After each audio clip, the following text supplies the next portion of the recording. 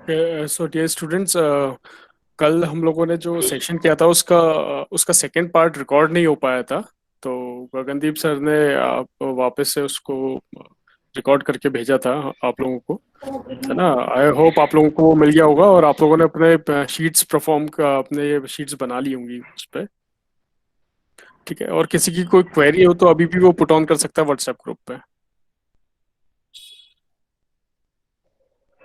सो आई है गगनदीप सर।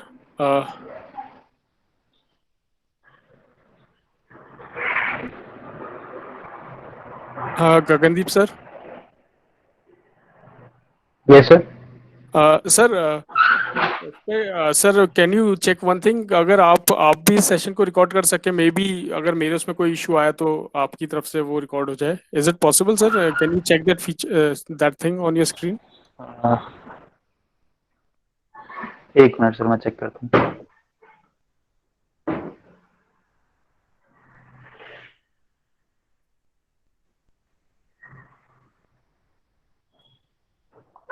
नहीं सर, मेरी स्क्रीन पे तो कोई ऑप्शन नहीं आ रहा है। नहीं आ रहा है? ठीक है sir, no issues. I can do one thing कि मैं अपने फोन की स्क्रीन रिकॉर्ड कर सकता हूँ, तो आई थिंक उससे भी रिकॉर्ड तो हो जाएगा सेशन।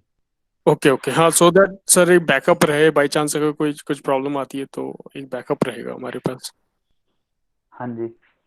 हाँ बट तो फिर सर। मुझे एक्चुअली फिर मैं ईयरफोन्स यूज नहीं करूंगा, विदाउट ईयरफोन्स में डिलीवर करूंगा टॉक। हाँ एक हाँ। बार मैं ईयरफोन डिस्कनेक्ट करके थोड़ी बात करता हूँ, अगर आपको ठीक लग रहा है तो फिर हम करते हैं record. Okay okay okay sir.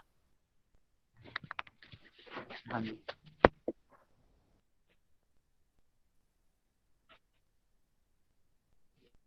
Sir अभी आ रही है मेरी आवाज? हाँ सर, आ रही है आवाज, आ रही चलिए ठीक है, फिर ऐसे ही करते हैं। मैं एक बार रिकॉर्डिंग ऑन कर देता हूँ।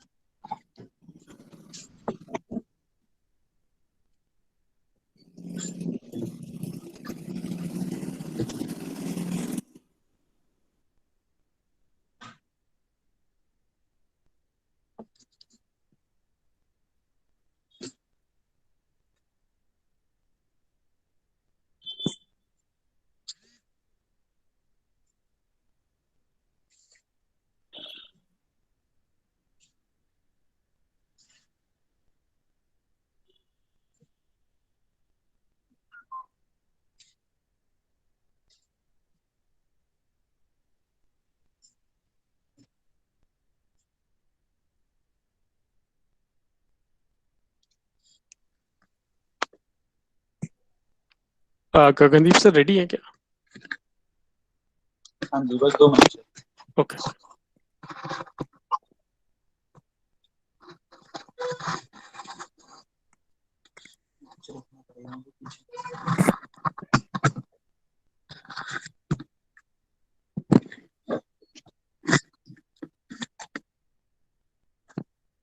ठीक है sir, shall I start?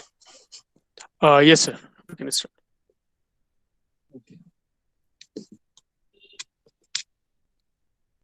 Okay, so good morning to everyone.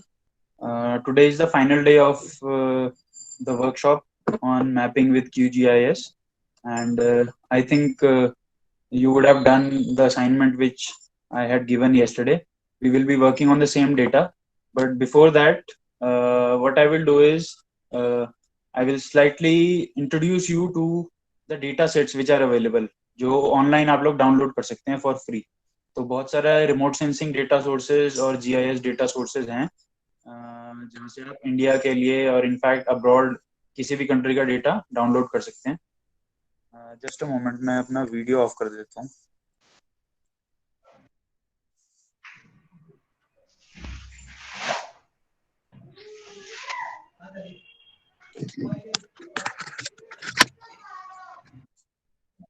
Okay, so Gagandeep sir.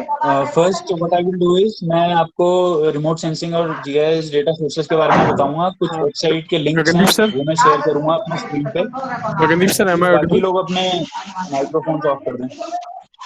Gagandeep sir. हाँ जी। हाँ सर, मैं एक चाह रहा था कि आज का सेशन शुरू करने से पहले एक दो कुछ क्वेरीज थी स्टूडेंट्स की कल के उसके रिगार्डिंग, अगर वो हाँ क्लेरिफाई हो जी, जाए सर पहले, फिर हम आगे बढ़ सकते हैं। ठीक है सर। हाँ सर, तो एक स्टूडेंट ने पूछा हुआ है सर, एक मिनट सर, किसी का शायद माइक ऑन है, डिस्टरबेंस आ रही हाँ जी, किसी का माइक ऑन है। है। Students please please turn off your mic, please turn off your microphone students.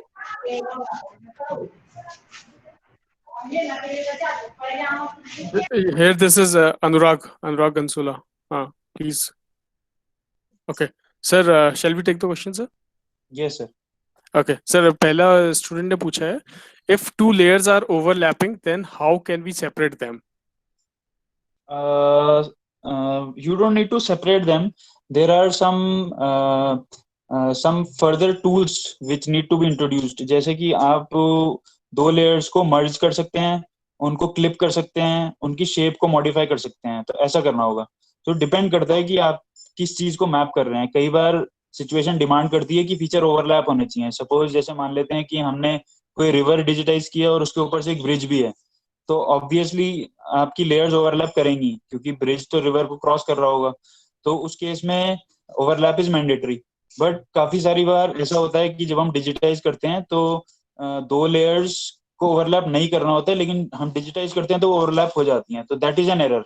तो उसको करेक्ट करने के लिए, जैसे जब मैंने आपको कल बताया था कि अगर आप रॉन्गली डिजिटाइज कर देते हैं, तो जो मैंने रिकॉर्डिंग भेजी थी समीर सर, उसमें मैंने बताया था कि जी। अगर आप अपने पॉइंट्स को गलत डिजिटाइज कर रहे हैं तो उसको कैसे रीडिजिटाइज करना है या मॉडिफाई करना है, ये मैंने कल बताया था। अगर आप चाहते हैं तो मैं दोबारा रिपीट कर दूंगा, but you can do it.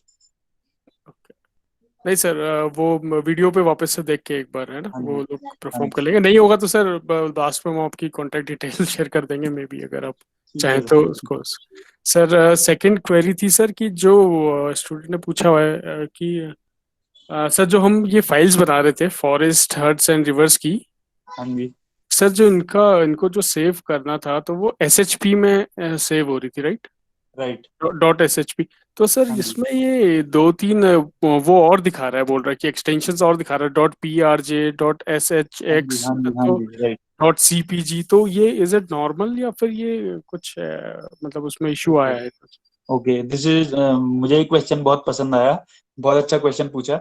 Actually होता क्या है कि जब भी जीआईएस में हम लोग काम करते हैं, किसी भी सॉफ्टवेयर में, चाहे वो क्यूजीआईएस है या आर्क जीआईएस है, तो जब हम डिजिटाइज करते हैं तो हमें शेप फाइल्स बनानी होती हैं, पॉइंट्स, लाइंस, पॉलीगन्स। जब ये फाइल्स बन जाती हैं तो इनके साथ ये कुछ एक्सटेंशन फाइल्स अपने आप बनती हैं। अब जैसे सपोज आपने मुझे बताया डॉट पीआरजे, तो ये जो डॉट पीआरजे फाइल है ये प्रोजेक्शन रिप्रेजेंट करती है उस पर्टिकुलर फाइल का। तो हमने जब कल सबसे पहले टोपो शीट को जियो रेफरेंस किया था, तो हमने एक प्रोजेक्शन सिस्टम चूज किया था WGS84। तो अब जितना भी काम हम कर रहे हैं सब WGS84 में कर रहे हैं। तो ये इंफॉर्मेशन सेव होती है हर फाइल के लिए। जब हम नई फाइल क्रिएट करते हैं तो वो शेयर होती है डॉट पीआरजे में। तो इसी तरह से और कुछ चार फाइल्स बनती हैं, ये हमेशा शेप फाइल्स के साथ रहेंगी। और जब आप डेटा शेयर करोगे किसी से, तो आपको ये पांचों फाइल्स शेयर करनी होंगी। अदरवाइज आप किसी और सिस्टम में शेप फाइल को ओपन करोगे विदाउट दी सपोर्टिंग फाइल्स, वो ओपन नहीं होगी। तो ये बहुत इंपॉर्टेंट क्वेश्चन है और बहुत इंपॉर्टेंट कॉन्सेप्ट भी है। तो आप सबको ये ध्यान रखना है। अगर आपने कुछ काम किया है जीआईएस में और अब आप शेयर कर रहे हो उसको किसी और से, तो आपको ये सारी सपोर्टिंग फाइल्स भी देनी होंगी, तभी वो ओपन होगी किसी और के जीआईएस सॉफ्टवेयर में। अदरवाइज ओपन नहीं होंगी। Okay, right. सर, एक नेक्स्ट क्वेरी है कि जो QGIS सॉफ्टवेयर हम यूज़ कर रहे हैं, ये ऑफलाइन, मतलब ये ऑनलाइन होगा, या ऑफलाइन भी इसको यूज़ कर सकते हैं, मतलब इसके सारे फीचर्स को यूज़? ऑफलाइन, हाँ जी, ऑफलाइन भी यूज कर सकते हैं, बट जो प्लगइन्स हैं आपके, वो हमेशा ऑनलाइन डाउनलोड होते हैं। वो केवल वन टाइम डाउनलोडिंग चाहिए। तो सपोज मान लेते हैं आपके पास अभी इंटरनेट है, तो जो जो प्लगइन्स आपको चाहिए आप वो एक ही बार में इंस्टॉल कर लो। दोबारा उसके लिए इंटरनेट कनेक्शन की जरूरत नहीं पड़ेगी।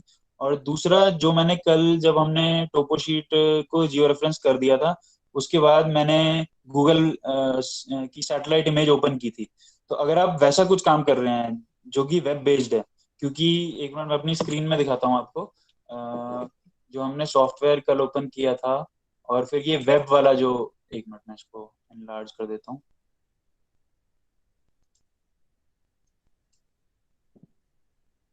सो मेरी सॉफ्टवेयर स्क्रीन पे सॉफ्टवेयर दिख रहा है क्या?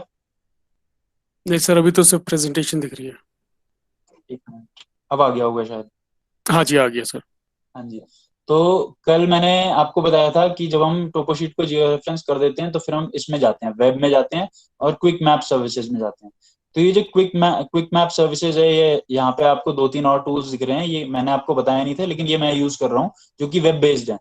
तो इन टूल्स को यूज करने के लिए आपको वर्किंग इंटरनेट चाहिए। अगर आप ये इनमें से कुछ भी क्लिक करेंगे और इंटरनेट नहीं चल रहा होगा तो ये टूल्स काम नहीं करेंगे। अदरवाइज जितना भी आप जीआईएस में और सब काम करते हैं वो सब होगा, केवल ये वेब बेस्ड चीजें नहीं हो पाएंगी। तो इट डजेंट मैटर, आपको ये बहुत जरूरी नहीं होती है, ये केवल अपना काम चेक करने के लिए होता है। तो इफ यू रिक्वायर कि मुझे सैटेलाइट इमेज से डिजिटाइज करना है, जैसे मान लेते हैं कल तो हमने क्या किया था, हमने टोपोशीट पे डिजिटाइज किया था। अगर आपके पास टोपोशीट नहीं है तो आप क्या कर सकते हैं, गूगल मैप को ओपन करें बैकग्राउंड में और उसी के ऊपर डिजिटाइज कर सकते हैं। तो उस केस में आपको इंटरनेट चाहिए होगा। सो this is how it works. Okay sir, एक एक क्वेरी मेरी तरफ से भी थी sir. Yesterday I was performing all this. Hello. Okay sir. हाँ सर, तो कल मैं इस पे जब शीट प्रिपेयर कर रहा था, तो हाँ जी। सर आपने बताया था कि वो पिक्सेल्स जो आ रहे हैं वो it should be less than one, right? Yes. ऐसा कुछ था। हाँ तो सर हाँ अगर जी, उसको जो मीन एरर रेक्टिफाई, आता है जो या वो लेस देन वन होना चाहिए। हाँ, तो सर वो अगर उसको हमें रेक्टिफाई करना है तो हाँ जी। हम उस पे एक ऑप्शन था कि मूव पॉइंटर, राइट? आप हाँ उस जी। पॉइंटर को मूव कर सकते थे। तो सर यस। हम उसको कैसे डिसाइड करें कि वो वन से नीचे आ जाए, मतलब पॉइंटर किस तरफ ले जाना है, ये पिक्सल हम कैसे डिसाइड करें सर? ओके सर, आपने ऑब्जर्व किया होगा कि जब वो पॉइंट्स जो बने हुए थे, जब आप उन पे जूम कर रहे होंगे तो आपको एक तो डॉट दिख रहा होगा और एक छोटी सी लाइन दिख रही होगी रेड कलर की। जी जी। तो वो जो लाइन दिख रही है डॉट से, वो जिस तरफ जा रही है उसी तरफ आपको पॉइंट मूव करना है। सर फिर से बताइए सर प्लीज। सर जैसे सपोज मान लीजिए, एक मिनट मैं आपको अपनी स्क्रीन पे एक पेंट में ड्रॉ करके बताता हूँ तो ज्यादा क्लियर हो जाएगा।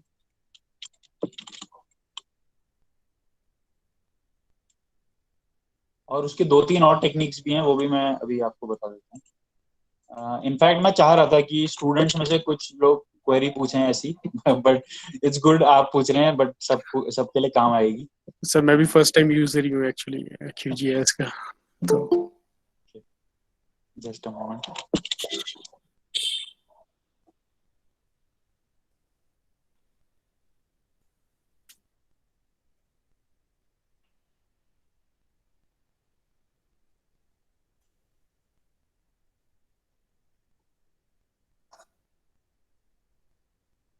Okay so I will take a line.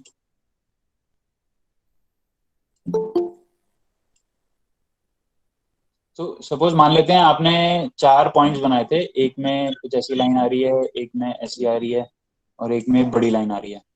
जी। ठीक है, तो ये चार पॉइंट्स थे, दैट मीन्स चारों में कुछ गड़बड़ है, इसीलिए ये लाइन दिख रही होगी आपको सॉफ्टवेयर में रेड कलर की होती है। ठीक है। Yes sir. और इन लाइन के एक एंड पे आपको डॉट भी दिखेगा, जहां पे आपने एग्जैक्टली पॉइंट प्लेस किया होगा वहां पे आपको डॉट भी दिखेगा। मैं उसको एक अलग कलर से डिनोट कर देता हूँ। मान लेते हैं यहाँ पर डॉट है, और let me take some other colour. पूरा हो गया।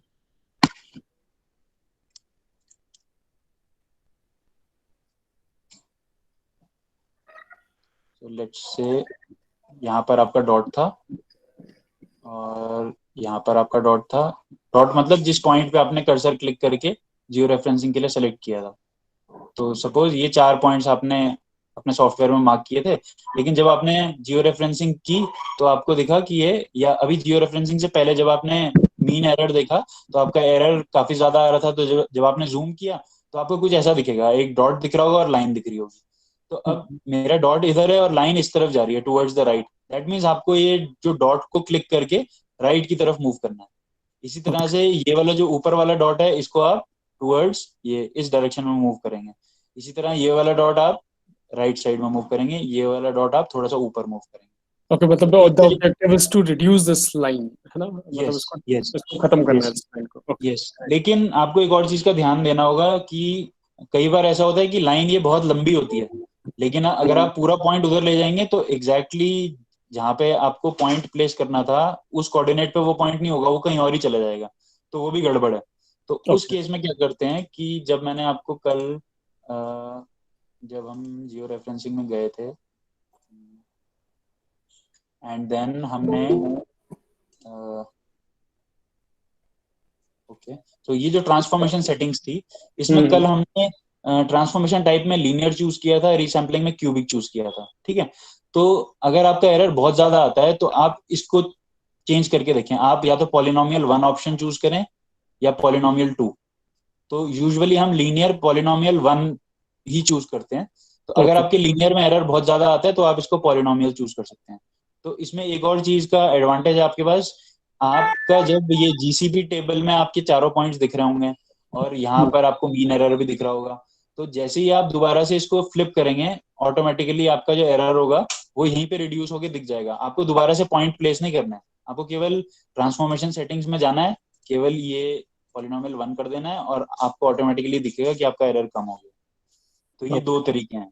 अगर बहुत कम एरर होता है तो आप पॉइंट शिफ्ट कर सकते हैं, और अगर बहुत ज्यादा एरर आ रहा है तो एक बार आप इसको चेंज करके देखें। और अगर एरर फिर भी परसिस्टेंट है, दैट मीन्स आपके पॉइंट्स प्रॉपर्ली प्लेस नहीं है, उनको आप डिलीट करिए। ये वाला जो ऑप्शन था, ये वाला option, this is for deleting the points, delete point.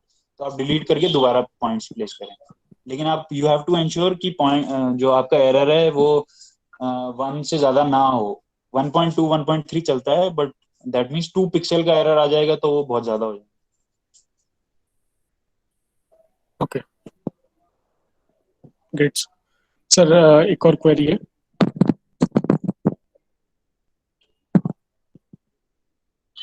Hello.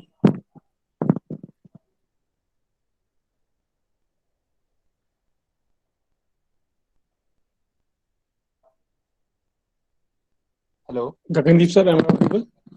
हाँ जी, हाँ जी, सर, एक नेक्स्ट क्वेरी आई है स्टूडेंट की। हाँ जी। इसमें लिखा है, sir there is some issue while I was setting hurts in my map. When I select one hurt, whether I click right click और left, the point shifted to another location and not saved. Same for forest, a point is shifting again and again, but it is okay with river. I think sir ये पूछना चाह रहे हैं कि उसको permanently कैसे mark करना है वहां पे। मतलब जैसे हर्ट पे ओके, इसने। तो हाँ जी, हाँ जी, मुझे लगता है वो एक मिस्टेक कर रहे हैं। जब हाँ आप पॉइंट प्लेस कर देते हैं तो उसके बाद आपको अपना काम सेव करना होता है। सर मुझे लग रहा है मेरी स्क्रीन फिर से हाँ सर, चली आप गई है। अनपिन हो। हाँ जी, वो प्रेजेंटेशन वाली स्क्रीन नहीं आ रही है। एक बार देखिए सर, डिस्कनेक्ट तो नहीं हुआ, एक बार मैं चेक सर करता हूँ। आप वापस से प्रेजेंट नाउ कीजिए इसको। ओके, ओके, हाँ डिस्कनेक्ट हो गया शायद। हाँ जी।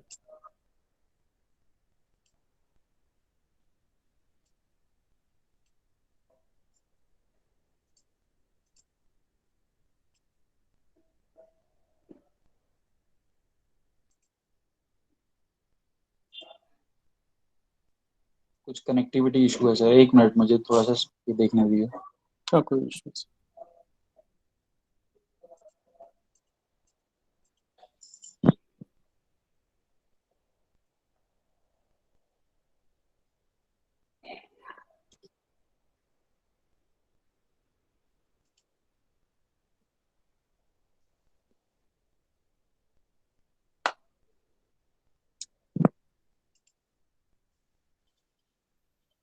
सर अभी ज्वाइन किया मैंने, आप एक।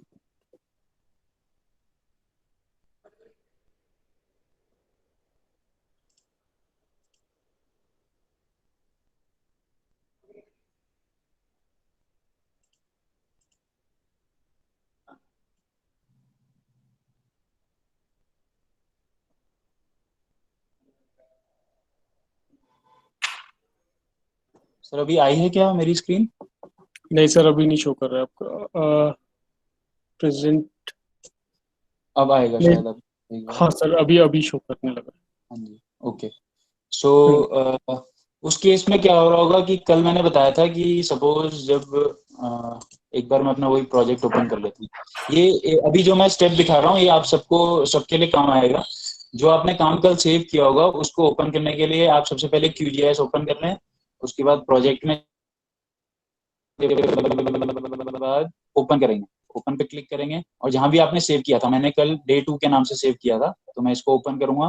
तो जहाँ पे मेरा काम कल जहाँ तक जितना हुआ था वो सब ओपन हो जाएगा। सारी शेप फाइल्स ये लेयर पैनल में आ गई हैं जो मैंने क्रिएट की थी, और ये टोपो शीट भी आ गई है। ठीक है, तो अब आपके केस में ये जो प्रॉब्लम आ रही है, आई सपोज ये इसलिए आ रही है कि सपोज जब आप मैं इसकी एडिटिंग एक बार ऑन करता हूँ।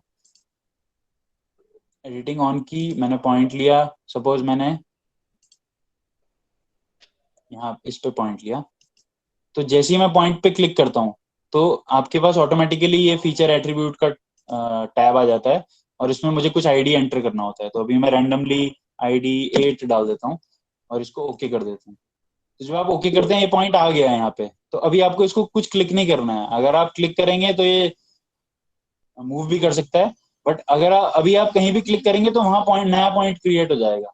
तो ये तो क्रिएट हो गया, लेकिन अगर आप अभी इसको सेव नहीं करोगे तो ये सारा डेटा लूज हो जाएगा। इसको सेव करने के लिए आपको क्या करना है कि इसको राइट क्लिक करिए और टॉगल एडिटिंग पे दोबारा क्लिक करेंगे। एक और तरीका भी है इसका कि राइट क्लिक ना करें, ये जो ऊपर आपको ये एडिटर टूल्स दिख रहे हैं, यहाँ पे आपको ये पेंसिल का मार्क दिख रहा है, आप इस पे दोबारा क्लिक करेंगे तो सेम चीज होगी। टॉगल एडिटिंग को दोबारा क्लिक करेंगे और ये आपको बोलेगा do you want to save the changes, इसको आप सेव कर दें। अब आप सेव कर दोगे, अब ये पॉइंट कहीं नहीं जाएगा। तो ये बहुत इंपॉर्टेंट स्टेप है। अगर आप में से कुछ लोग सारा डेटा क्रिएट कर ले रहे हो और सेव नहीं कर रहे हो, ये टॉगल एडिटिंग को स्विच नहीं कर रहे हो, तो दिक्कत है, फिर आपका काम सेव नहीं होगा। So you have to keep this in mind. Yes sir. And sir मेरे ख्याल से जो हम लोग लाइन वाला, जैसे रिवर्स एंड रोड के लिए हम लोग लाइंस ड्रॉ करते हैं, तो हाँ जी। उसमें हम लोगों को एट द एंड हम लोगों को मेरे ख्याल से राइट क्लिक करना पड़ता है सो दैट हम इसमें आईडी डाल सकें, हाँ जी। राइट? राइट। उसमें राइट क्लिक करना पड़ता है, इसमें ऑटोमेटिकली वो आईडी वाला पॉपअप आ हाँ जाता है। जी। हाँ जी। हाँ हाँ। तो स्टूडेंट्स ये बात आप लोग नोट कर लें कि आपको जो भी चीज आप प्लेस कर रहे हो उसके बाद you have to save this thing, है ना सर? हाँ जी। Right. Am I right sir? Right sir. हाँ, तो मेरे ख्याल से सर ये फिलहाल आज की ये क्वेरीज थी अभी तक का। ठीक है और भी सर। अगर किसी को कोई क्वेरी होगी तो वो व्हाट्सएप कर सकता है, सेशन के एंड में हम लोग उसको वी विल टेक। सर आप स्टार्ट करते हैं आज का सेशन। Okay sir.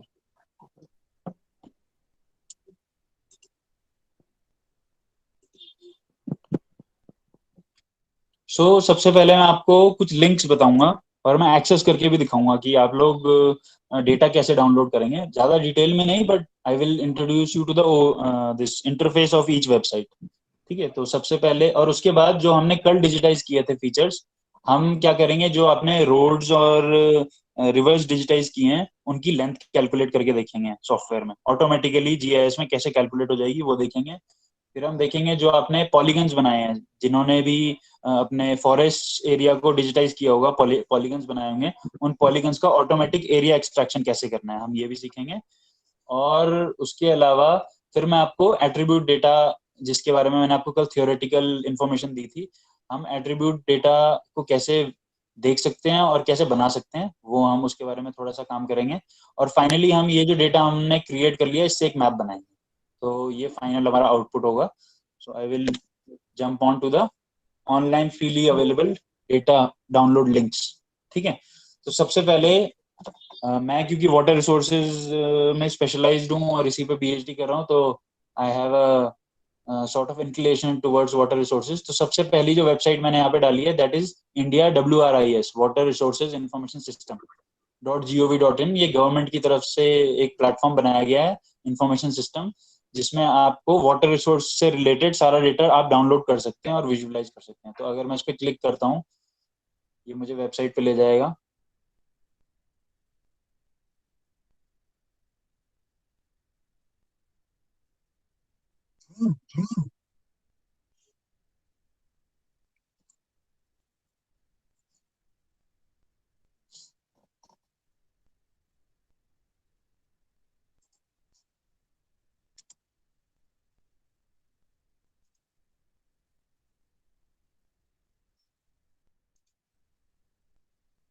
ये वेबसाइट लिंक ओपन हो रहा है।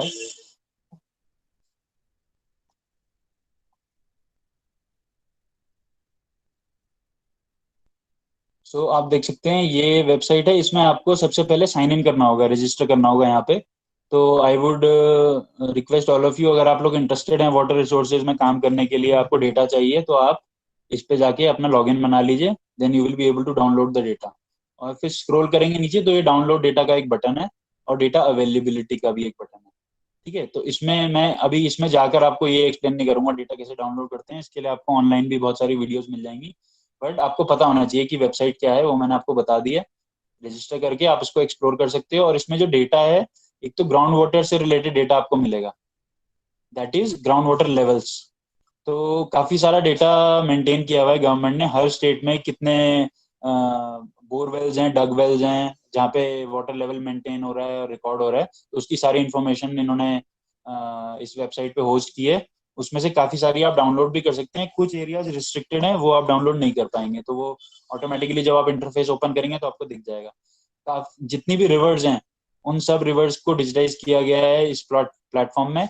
और रिजर्वायर का डेटा भी आपको मिल जाएगा, रिजर्वायर के वाटर लेवल का डेटा मिल जाएगा, और जितने भी ये हाइड्रो प्रोजेक्ट्स हैं हमारी कंट्री में, उन सब के बारे में, रिजर्वायर्स, कैनाल्स, इन पावर हाउसेस, इन सब का डेटा इसमें आपको मिल जाएगा। तो आप एक्सप्लोर कर सकते हैं इसको। ठीक है, तो just you need to make an account. इसके अलावा जो मेरा दूसरी वेबसाइट सर्वे ऑफ इंडिया नक्शे, ये हमने फर्स्ट डे यूज की थी टोपोशीट डाउनलोड के लिए, ये मैं एक्सेस नहीं करूंगा। फिर तीसरी सबसे इंपॉर्टेंट वेबसाइट जो है वो है भुवन। ठीक है, bhuvan.nrsc.gov.in।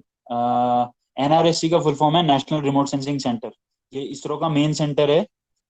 ठीक है, और जहाँ से कि डेटा डिस्ट्रीब्यूट होता है, this is located in Hyderabad. ठीक है, तो अगर आपको कुछ इंडियन सैटेलाइट डेटा का सैटेलाइट्स का डेटा चाहिए तो वो एनआरएससी प्रोवाइड करता है। तो ये जो वेबसाइट है, this is one of my favourite websites. और इसमें इंडिया के लिए जितना भी जीआईएस और रिमोट सेंसिंग पे काम हो रहा है जो गवर्नमेंट कर रही है, वो उन्होंने बहुत सारा डेटा फ्रीली यहाँ पे होस्ट किया है। और देखिए कितने सारे सेक्टर्स से रिलेटेड आपको डेटा मिलेगा। एग्रीकल्चर से रिलेटेड है, forestry, e governance, water, tourism, urban. तो अगर आपको कुछ डाउनलोड करना है तो इसमें इसमें भी एक चीज का आपको ध्यान रखना है, you have to create a login. तो ये जो टैब आपको दिख रहा है, ओपन डेटा आर्काइव, ठीक है, open data means freely available data. तो इसको हम क्लिक करते हैं, और जब मैं इसे क्लिक करूंगा तो अगेन मेरे पास ये लॉगिन का ऑप्शन आता है। ठीक है, तो आपको यहाँ पर भी जाके एक लॉगिन आईडी बनाना पड़ेगा। मेरा ऑलरेडी बना हुआ है।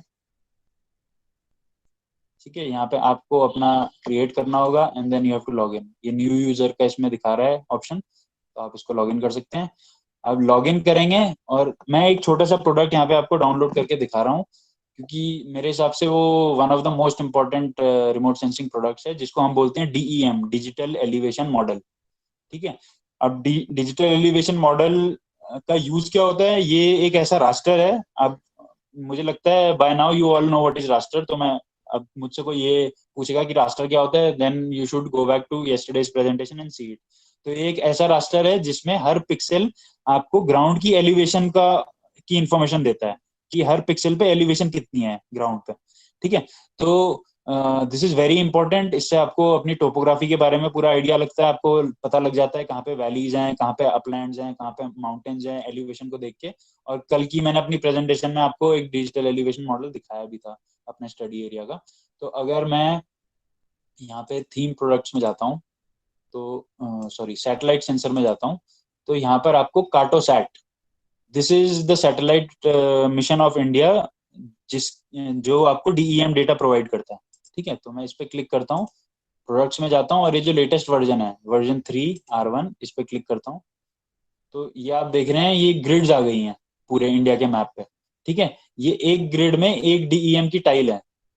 ठीक है, और मैं आपको सेम एरिया जहाँ पे हमने टोपोशीट डाउनलोड की थी, आपके टिहरी के एरिया का डीईएम अभी हम डाउनलोड करते हैं। तो यहाँ पे कुछ ऑप्शंस हैं, बाउंडिंग बॉक्स बना सकते हो, उसकी जरूरत नहीं है, हम जाते हैं टाइल्स पे। ठीक है, और मैं इसको जूम कर देता हूँ थोड़ा, और जूम करके थोड़ा ज्यादा हो गया, इसको यहाँ से कम कर सकते हैं ताकि आपको टाइल्स दिख जाएं। सो मुझे लगता है हमारा जो टिहरी का एरिया था वो इस वाली टाइल में था। ठीक है, तो एक बार मैं सेलेक्ट करके देखता हूँ, अभी हम वेरीफाई कर लेंगे। तो आपको क्या करना है, सेलेक्ट करने के लिए स्टार्ट का बटन दबाना है, स्टार्ट बटन क्लिक करेंगे और टाइल पे क्लिक कर देंगे। ये देखो टाइल सेलेक्ट हो गई है मेरी। ठीक है, और नेक्स्ट पे क्लिक करेंगे। जैसे ही नेक्स्ट पे क्लिक किया, ये देखो टोपो शीट का नंबर आ गया H44G, और हमारी शीट का नंबर भी यही था H44G7। ठीक है, तो G7 G के अंदर ही आएगा। इसमें बहुत ऑलमोस्ट आई थिंक 16 शीट्स होंगी इसके अंदर, 16 टोपो शीट्स होंगी, तो हमारी शीट भी इसके अंदर आ जाएंगी इस स्टाइल के अंदर। ठीक है, तो आपको बस इस पे क्लिक करना है और डाउनलोड कर लेना है। और ये डाउनलोड तभी होगा जब आपके अकाउंट बना हुआ होगा इसमें, राइट। सो इसको मैं अपने डेटा वाले फोल्डर में डाउनलोड कर लेता हूँ। वैसे मैंने पहले भी डाउनलोड किया था, ये सेम फाइल है देखो। ठीक है, so I am not downloading, already मैंने डाउनलोड किया हुआ है। So this is how you can download DEM data. इसको मैं एक सॉफ्टवेयर में ओपन करके दिखाऊंगा, आपको पता लग जाएगा कैसे। सो इसी वेबसाइट पे आप बहुत सारी चीजें एक्सप्लोर कर सकते हो, ये डाउनलोड पोर्टल पे जाके। So just create your account and explore this. उसके बाद एक बहुत इंपॉर्टेंट वेबसाइट ये भी है, open source data, diva GIS। ये वाली Sameer sir, I will do one thing, ये जो स्लाइड है ये मैं आपको फॉरवर्ड कर दूंगा, so that you can share this with your students, तो बाद में वो लोग डेटा डाउनलोड एक्सप्लोर कर सकते हैं। ठीक है सर, आप मेल कर दीजिए। हाँ जी। और ये वाला जो डेटा है, देखो जो हमने कल डेटा बनाया वो वेक्टर डेटा था, पॉइंट्स, लाइंस, पॉलीगन्स। ठीक है, तो अगर किसी को इंडिया का डेटा चाहिए तो ये वाली वेबसाइट बहुत अच्छी है, फ्रीली डाउनलोडेबल डेटा है। यहाँ से हम इंडिया सेलेक्ट करते हैं, कोई अकाउंट नहीं बनाना है इसमें आपको, इंडिया सेलेक्ट किया मैंने। और देखो कितना सारा डेटा है इनके पास, administrative areas, that is district boundary, state boundary, country boundary, वो सब इसमें आ जाएगी। वाटर बॉडीज की शेप फाइल इसमें आ जाएंगी, रोड्स की शेप फाइल आ जाएंगी। तो आपको बनाने की जरूरत नहीं है, मैंने आपको ये सब इसलिए सिखाया कि जब आप एक्सटर्नल एजेंसी से कोई डेटा डाउनलोड करेंगे, कई बार ऐसा होता है कि कुछ डेटा उसमें नहीं होता है।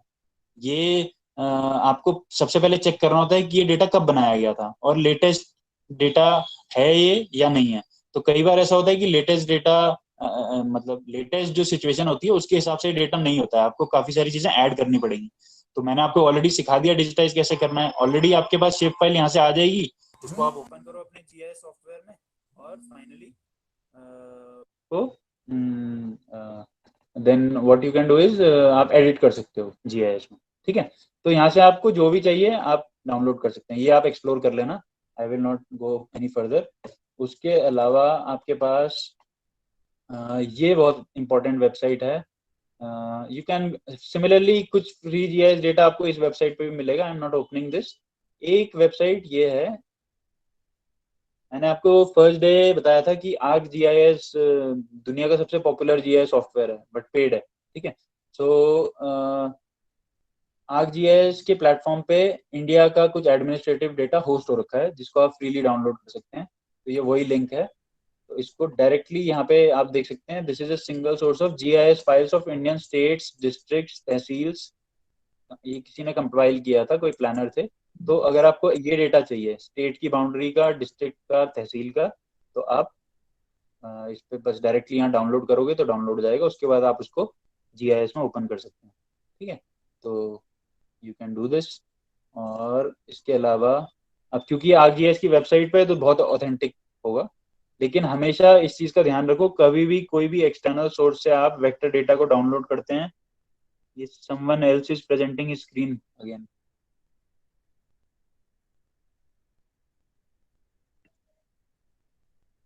समीर सर, ये कोई स्टूडेंट हाँ, फिर से। Ajay Singh Bhandari, who is Ajay Singh Bhandari? अजय सिंह भंडारी, आप अपनी स्क्रीन से प्लीज इसको प्रेजेंट को हटाइए। गगनदीप सर, आपको दोबारा से प्रेजेंट करना पड़ेगा। हाँ जी, एक minute. I request student, please अभी एक्सप्लोर करने की जरूरत नहीं है। मैं समझ सकता हूँ आप लोगों को बड़ा मन कर रहा है कि आप एक्सप्लोर करें इसको, बट प्लीज अभी सेशन के बीच में ये सब मत कीजिए प्लीज। सर अभी आई क्या मेरी स्क्रीन? सर आप एक बार सर हाँ, अभी दिख रही हाँ है, जी, दिख रही है। ठीक है। और इसमें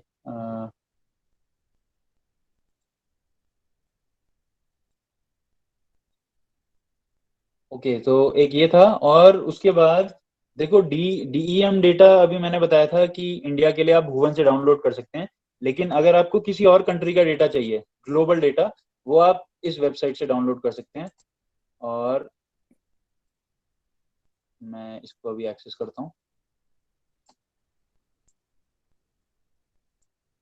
जीआईएस रिमोट सेंसिंग का एक ऐसा काम है जो आप वर्ल्ड में किसी भी कंट्री के लिए कर सकते हैं, क्योंकि आपके पास इतना सारा फ्रीली अवेलेबल डेटा है।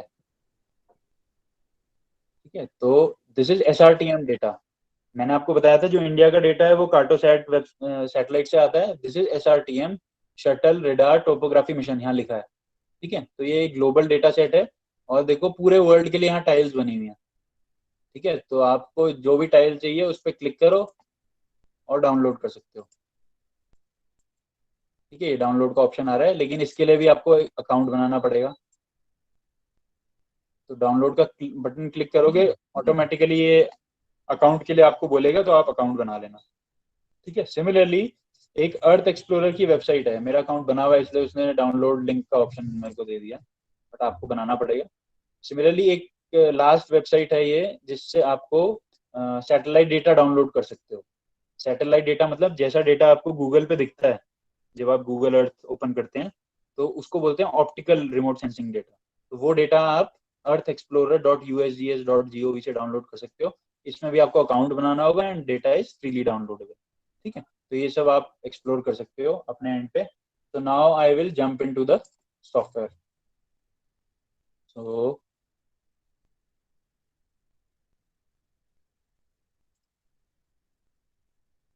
So this is our topo sheet. ठीक है, और इसमें हमारी शेप फाइल आ गई है रिवर वाली। ठीक है, और मेरे पॉइंट्स भी दिख रहे हैं यहाँ पर, तो मुझे लगता है आप लोगों ने भी क्रिएट किया होगा। तो सबसे पहले हम क्या करने वाले हैं इसमें, first I will do is let's calculate distances. Distances मतलब हम, अगर आप में से किसी ने रोड डिजिटाइज की है या रिवर डिजिटाइज की है, तो हम इसकी लेंथ कैलकुलेट करते हैं। ठीक है, तो ये कैसे करना है, आप क्या करेंगे, रिवर पे क्लिक करेंगे, राइट क्लिक करेंगे और एट्रीब्यूट टेबल ओपन करेंगे। ये है एट्रीब्यूट टेबल। ठीक है, एट्रीब्यूट टेबल जैसे ही ओपन किया, तो कल मैंने क्या किया था, मैंने दो लाइंस को डिजिटाइज किया था। ठीक है, मैंने दो लाइंस डिजिटाइज की थी और ये मुझे दोनों की आईडी दिखा रहा है 1 और 2। ठीक है, तो अब मुझे क्या करना है, लेंथ निकालनी है। तो लेंथ निकालने के लिए सबसे पहले आपको ये ऑप्शन है यहाँ पर, ओपन फील्ड कैलकुलेटर। ठीक है, तो फील्ड कैलकुलेटर में जाएंगे।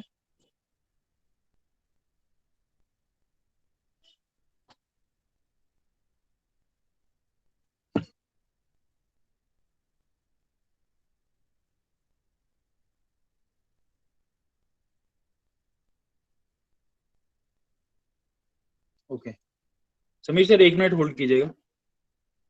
Sure sir.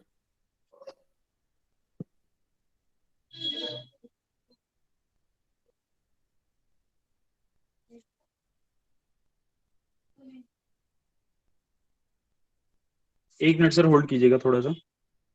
No issues. वो एक्चुअली जो मेरे गेस्ट कल ज्वाइन किया था उनको लिंक मैंने भेजना भूल गया, तो I just need to oh, forward him. Right right right.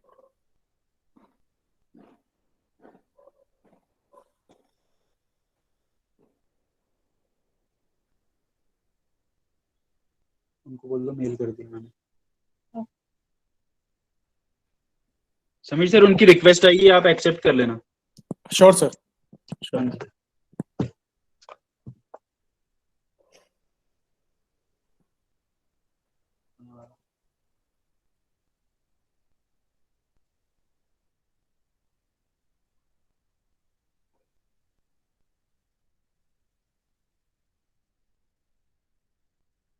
Sir मेरी स्क्रीन दिख रही है?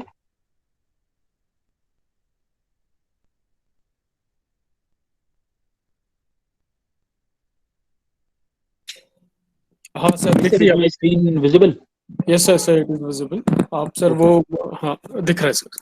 या एक्चुअली मेरी फोन की स्क्रीन में दिखा नहीं रहा है। Okay okay.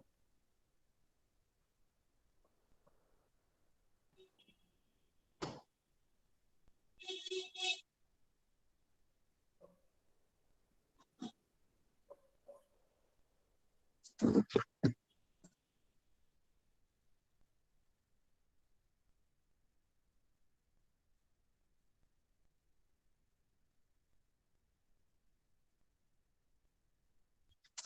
now it is visible.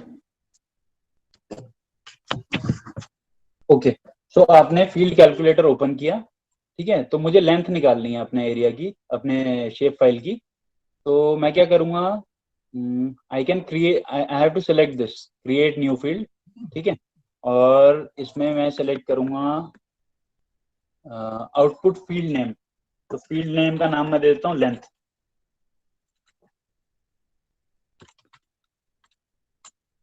ठीक है। और लेंथ डेसिमल में भी हो सकती है, तो मैं डेसिमल नंबर चूज कर लेता हूँ यहाँ पे। तो ये पूछ रहा है डेसिमल आपका कितना बड़ा हो सकता है, तो ठीक है, इसको 10 रख लेते हैं, प्रिसीजन 3 डेसिमल तक आएगा। और यहाँ पर आपको एक्सप्रेशन देना है लेंथ कैलकुलेट करने के लिए। तो आप ध्यान रखेंगे, अब जो मैं बताऊंगा आपको डॉलर साइन यूज करना है। तो डॉलर साइन लिखेंगे और यहाँ पर लिखेंगे LENGTH, ठीक है। डॉलर साइन और लेंथ लिखेंगे, और ये देखो ये एक प्रीव्यू दिखा रहा है नीचे 6713.335, ठीक है। तो एक ध्यान रखेंगे कि ये जो सॉफ्टवेयर लेंथ कैलकुलेट करता है ये हमेशा मीटर्स में देता है, एरिया हमेशा स्क्वायर मीटर्स में देता है, ठीक है। तो ये मीटर्स में हमारे पास लेंथ आ जाएगी। तो बस इसको ओके करना है, और ऑटोमेटिकली आपके एट्रीब्यूट टेबल में ये लेंथ का कॉलम आ गया। और जो रिवर बनाई है मैंने, देखो अगर मैं इस पे क्लिक करता हूँ तो मेरी रिवर हाईलाइट हो जाएगी। ये देखो रिवर हाईलाइट हो गई। मेरी रिवर की लेंथ जितनी स्ट्रेच मैंने हाईलाइट किया था दैट इज 6713 मीटर्स, ठीक है। सो इसी तरह से आपके पास जितनी भी रिवर्स होंगी या जितनी भी रोड्स होंगी, आपको बार बार सबके लिए कुछ नहीं करना है, आपको केवल फील्ड कैलकुलेटर में जाना है और क्रिएट न्यू फील्ड करना है। कई बार ऐसा हो सकता है अगर आप में से किसी ने पहले ही ये लेंथ का कॉलम बना दिया हो लेकिन उसको फिल करना है, तो उस केस में आप अपडेट फील्ड यूज करेंगे, ठीक है। अभी हमने तो नई फील्ड बनाई है, तो इसलिए मैंने क्रिएट फील्ड किया, उसका नाम लिखेंगे, टाइप सेलेक्ट करेंगे यहाँ से, वो होल नंबर है, हो सकता है आपको नेम लिखना है, ठीक है। तो नेम लिखने के लिए आप नई फील्ड बनाएंगे, ठीक है। तो I think it is clear. और इसके अलावा अगर मैं और इन्फॉर्मेशन यहाँ पे एंटर करना चाहता हूँ, सपोज मुझे रिवर का नेम देना है, ठीक है, और वो किस डिस्ट्रिक्ट में आती है वो भी देना है, तो मैं यहाँ पर एक ऑप्शन है न्यू फील्ड का, ठीक है। तो इस न्यू फील्ड पे क्लिक करूंगा और नेम डाल देता हूँ यहाँ पर। ये नेम किस चीज का है, ये जो कॉलम्स बन रहे हैं, ठीक है, इनको एट्रीब्यूट्स बोलते हैं। तो दैट मीन्स इस शेप फाइल में दो एट्रीब्यूट्स हैं, एक एट्रीब्यूट है आईडी, एक है लेंथ। आईडी आपको इसका सीरियल नंबर बता रहा है, लेंथ आपको लेंथ बता दे रही है, ठीक है। और अब मैं यहाँ पे लिख देता हूँ river name, river name avoid करेंगे, स्पेस यूज नहीं करेंगे, ठीक है। और अब इसका टाइप क्या होगा, टेक्स्ट होगा ये तो इसको हम टेक्स्ट कर देते हैं। और लेंथ हम 50 लेटर्स की दे देते हैं और ओके कर देते हैं, ठीक है।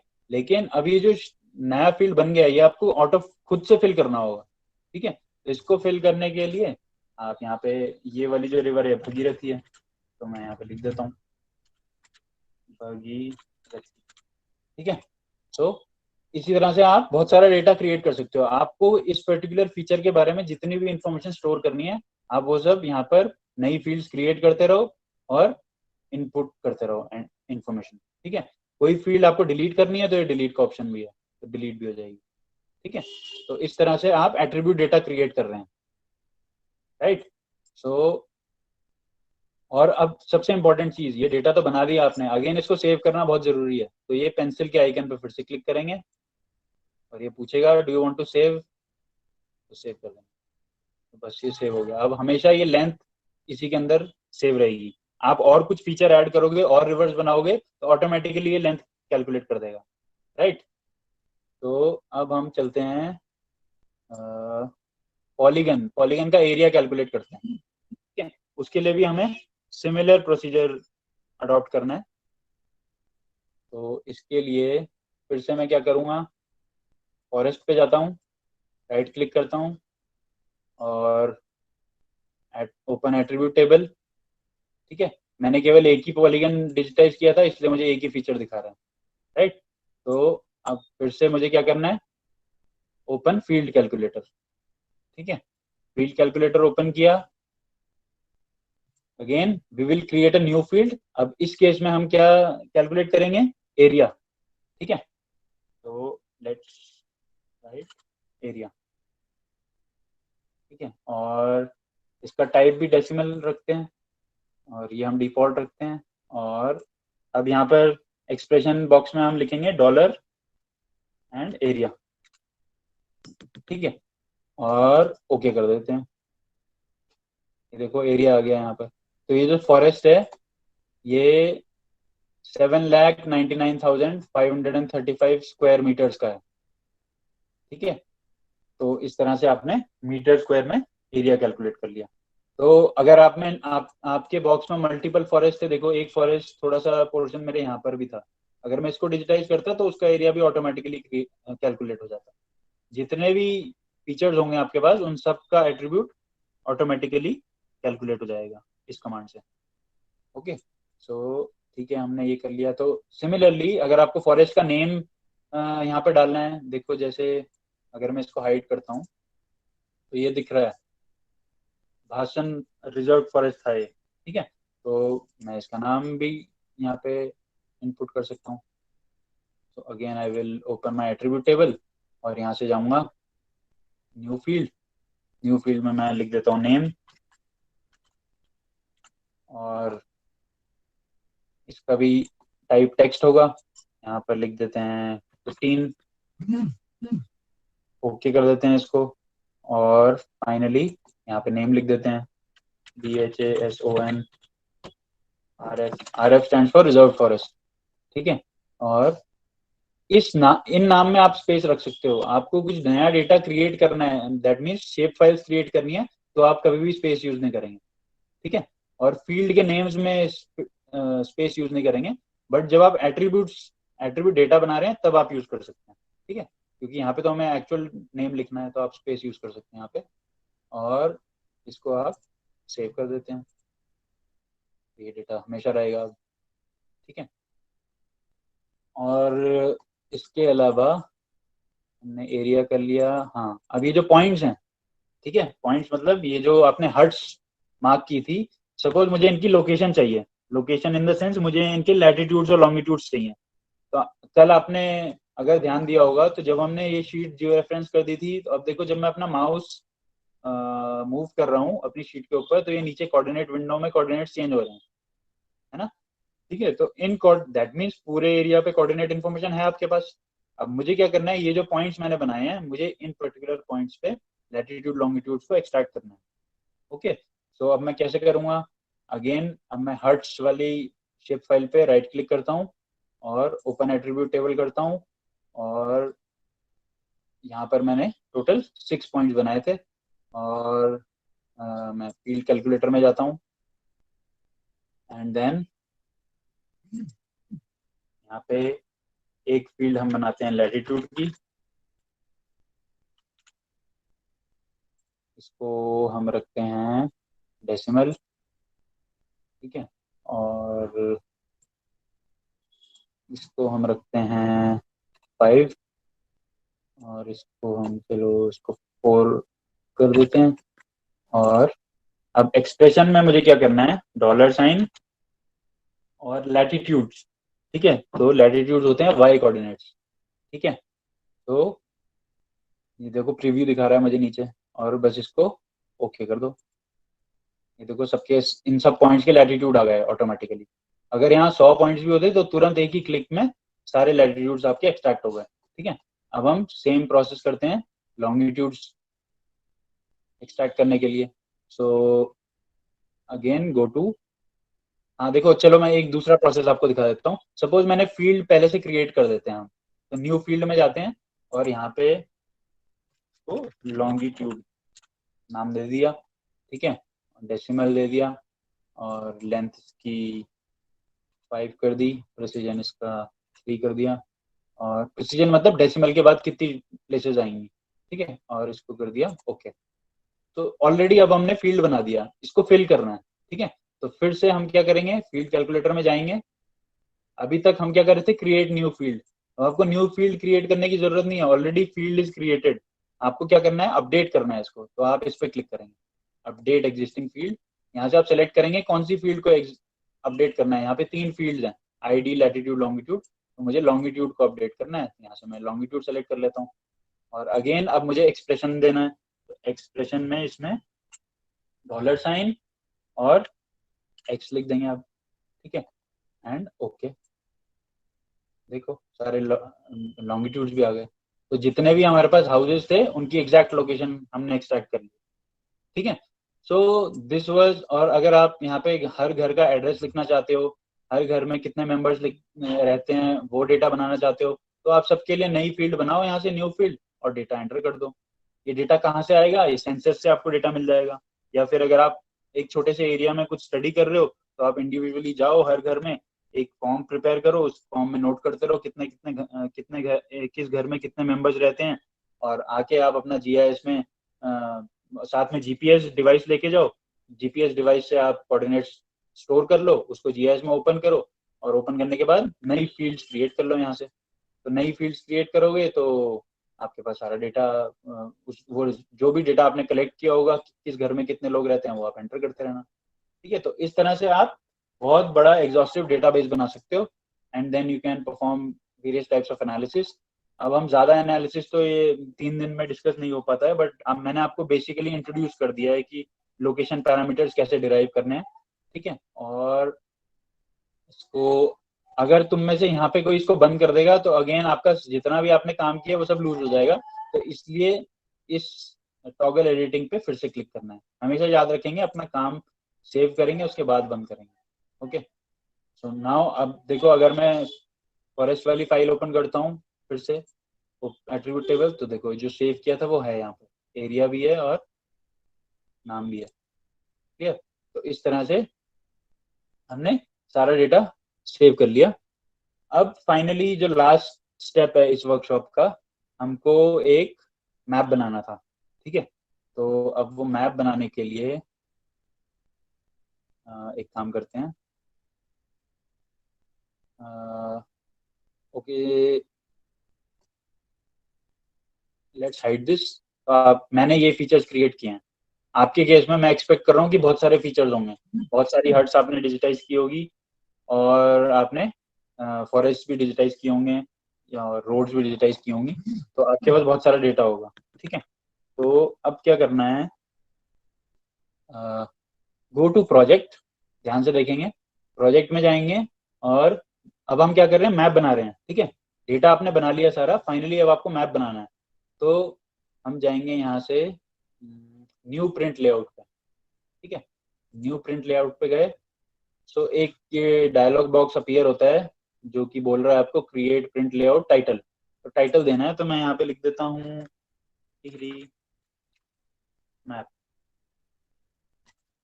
ठीक है, ओके। तो अब एक नई विंडो आ जाएगी मेरे पास।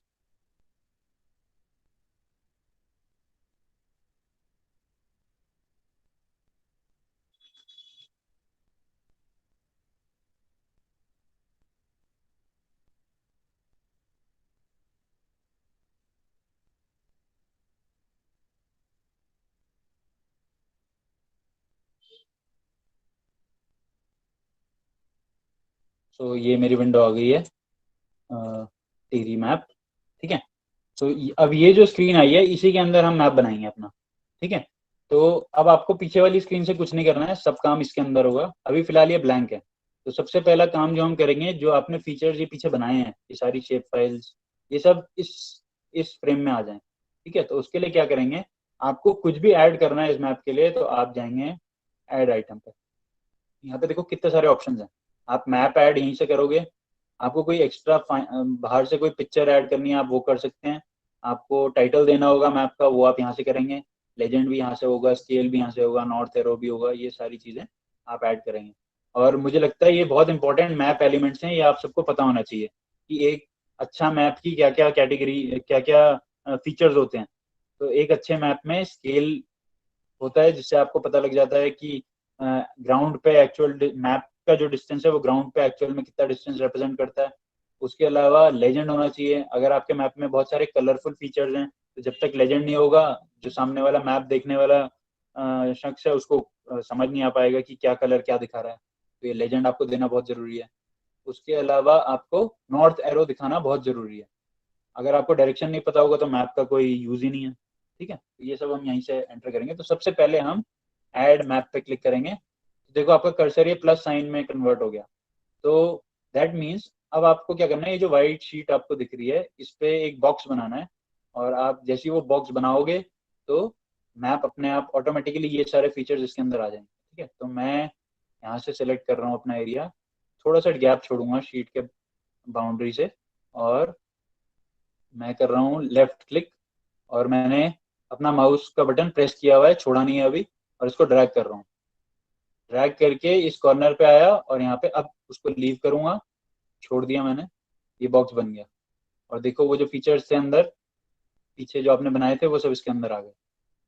ठीक है, इसको आप छोटा बड़ा भी कर सकते हो यहाँ से, लेकिन अभी मैं इतना ही रखूंगा। लेकिन अभी ये फीचर्स बहुत छोटे दिख रहे हैं, है ना, तो इसको हम थोड़ा बड़ा कर देते हैं। तो बड़ा करने के लिए आप क्या करेंगे, गो टू दिस ऑप्शन, और इसको जस्ट अ मोमेंट, इसको मूव आइटम कंटेंट में जाएंगे तो आप इसको मूव कर सकते हैं। ठीक है, और इसको आई थिंक यहाँ से जूम हो जाएगा।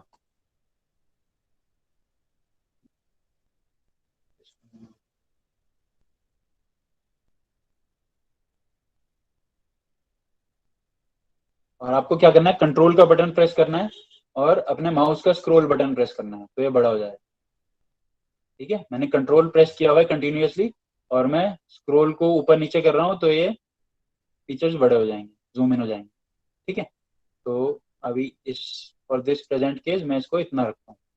ठीक है, और मैं इसको मूव करना चाह रहा हूँ, अगेन मैं इस बटन पे आता हूँ और इसको थोड़ा सेंटर में ले आता हूँ।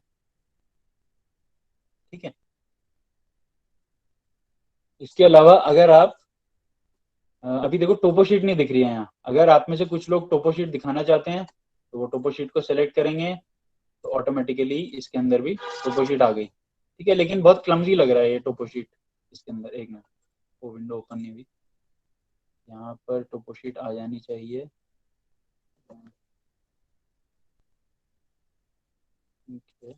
रिफ्रेश कर दिया मैंने यहाँ से तो टोपो शीट आ गई। ठीक है, लेकिन ये टोपो शीट अच्छी नहीं लग रही है मैप पे, तो हम इसको हटा देते हैं। इसको मैं यहाँ से डीएक्टिवेट करता हूँ और मैप विंडो में फिर से रिफ्रेश कर देता हूँ, ये हट गई। ठीक है, इसके बजाय मैं चाहता हूँ कि यहाँ पे हम गूगल का मैप डाल देते हैं इसके पीछे। ठीक है, तो हम क्या करते हैं, पहले इस विंडो में अपनी मेन स्क्रीन में जहाँ पे हम सारा काम कर रहे थे वहां से हम फिर से वेब में जाते हैं और क्विक मैप सर्विसेज में जाते हैं, और गूगल को नहीं लेते हैं, चलो हम मैप ले लेते हैं यहाँ से ओएसएम से।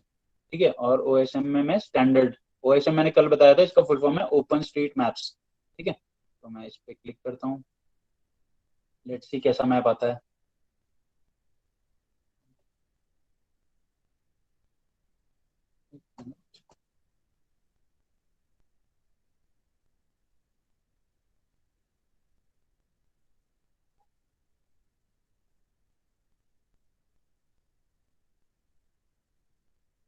मेरा प्रोजेक्शन ऑफ हो रखा था, एक मिनट में इसको अप्लाई कर देता हूँ, अब शायद मैप सही दिखेगा। ठीक है, तो ये मैप आ गया आपका। तो मुझे लगता है ये थोड़ा और भी हम देख लेते हैं, अगर और कोई मैप ज़्यादा अच्छा लग रहा है तो। Let's go to again web, और क्विक मैप सर्विस में जाते हैं, ओएसएम में जाते हैं, टोपो मैप देखते हैं कैसा दिखता है। ओपन टोपो मैप, ये थोड़ा ज़्यादा देखने में अच्छा लग रहा है मुझे। ठीक है, so as per your convenience, तो आप कोई भी मैप यूज़ कर सकते हैं। ये थोड़ा लाइट है, चलो ये ले लेते हैं। ठीक है, तो ये मैप लिया, और उसके बाद आप दोबारा से मैप विंडो में जाओ और रिफ्रेश करो और ये आ गया मैप। ठीक है, लेकिन आपने क्या क्रिएट किया है, अभी इसको थोड़ा और जूम कर देते हैं चलो, क्योंकि हमने इधर से तो कुछ डिजिटाइज किया नहीं था। ठीक है, तो इसको जूम करने के लिए अगेन मैं इस पे गया और मैंने कंट्रोल का बटन प्रेस किया और स्क्रॉल कर रहा हूँ। ठीक है, इसको और जूम कर देते हैं।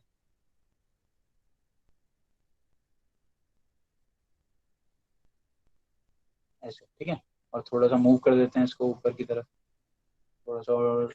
हाँ, ये काफ़ी है, इसको ऐसे रखते हैं। ठीक है, तो अब मेरे मैप पे मैंने एक रिवर दिखाई है और कुछ घर दिखाए हैं और साथ में फॉरेस्ट दिखाया है। ठीक है, लेकिन अब मैं चाहता हूँ कि मैं लेबल भी करूँ इसको। ठीक है, लेबल करने के लिए क्या करना होता है, जैसे मैंने फॉरेस्ट का नाम एंटर किया था, रिवर का नाम एंटर किया था, तो मैं चाहता हूँ मेरे मैप में भी वो नाम डिस्प्ले हो जाए। तो उसके लिए क्या करना है, फिर से हम अपने मेन QGIS इंटरफेस में जाएंगे और ये वाला जो बटन है, open the layer styling panel, इसको ओपन करेंगे। ठीक है, तो ओपन करते हैं इसको। स्टाइलिंग पैनल आ गया यहाँ पे। ठीक है, अब ये जो ABC करके एक आइकन दिख रहा है आपको, ये लेबल्स यूज करने के लिए होता है, तो इस पर क्लिक करेंगे। ठीक है, अभी नो लेबल सेलेक्ट हो रखा है, इसको मैं हटाता हूँ और सिंगल लेबल करता हूँ। ठीक है, और उसके बाद वो मुझे पूछ रहा है आपको क्या किस चीज से लेबल करना है। अभी देखो यहाँ 1 आ गया लिखा हुआ। 1 इसलिए आया क्योंकि बाय डिफॉल्ट इसने ID वाला एट्रीब्यूट चूज कर लिया था, लेकिन मुझे तो नेम चूज करना है, तो मैं यहाँ से नेम चूज कर लेता हूँ। किसी को एरिया दिखाना था तो एरिया भी दिखा सकते हैं। ठीक है, और इसको कर देते हैं ये। और इसी तरह से हम अब हर्ट्स चूज करते हैं। हर्ट्स के लिए तो मैंने कुछ एट्रीब्यूट बनाया नहीं था, तो हम रिवर्स चूज कर लेते हैं। ऑटोमेटिकली देखो यहाँ रिवर आ गया। बार बार आपको ये स्टाइल पैनल बंद नहीं कर हटाना नहीं है, बंद करोगे तो दोबारा क्लिक करना पड़ेगा।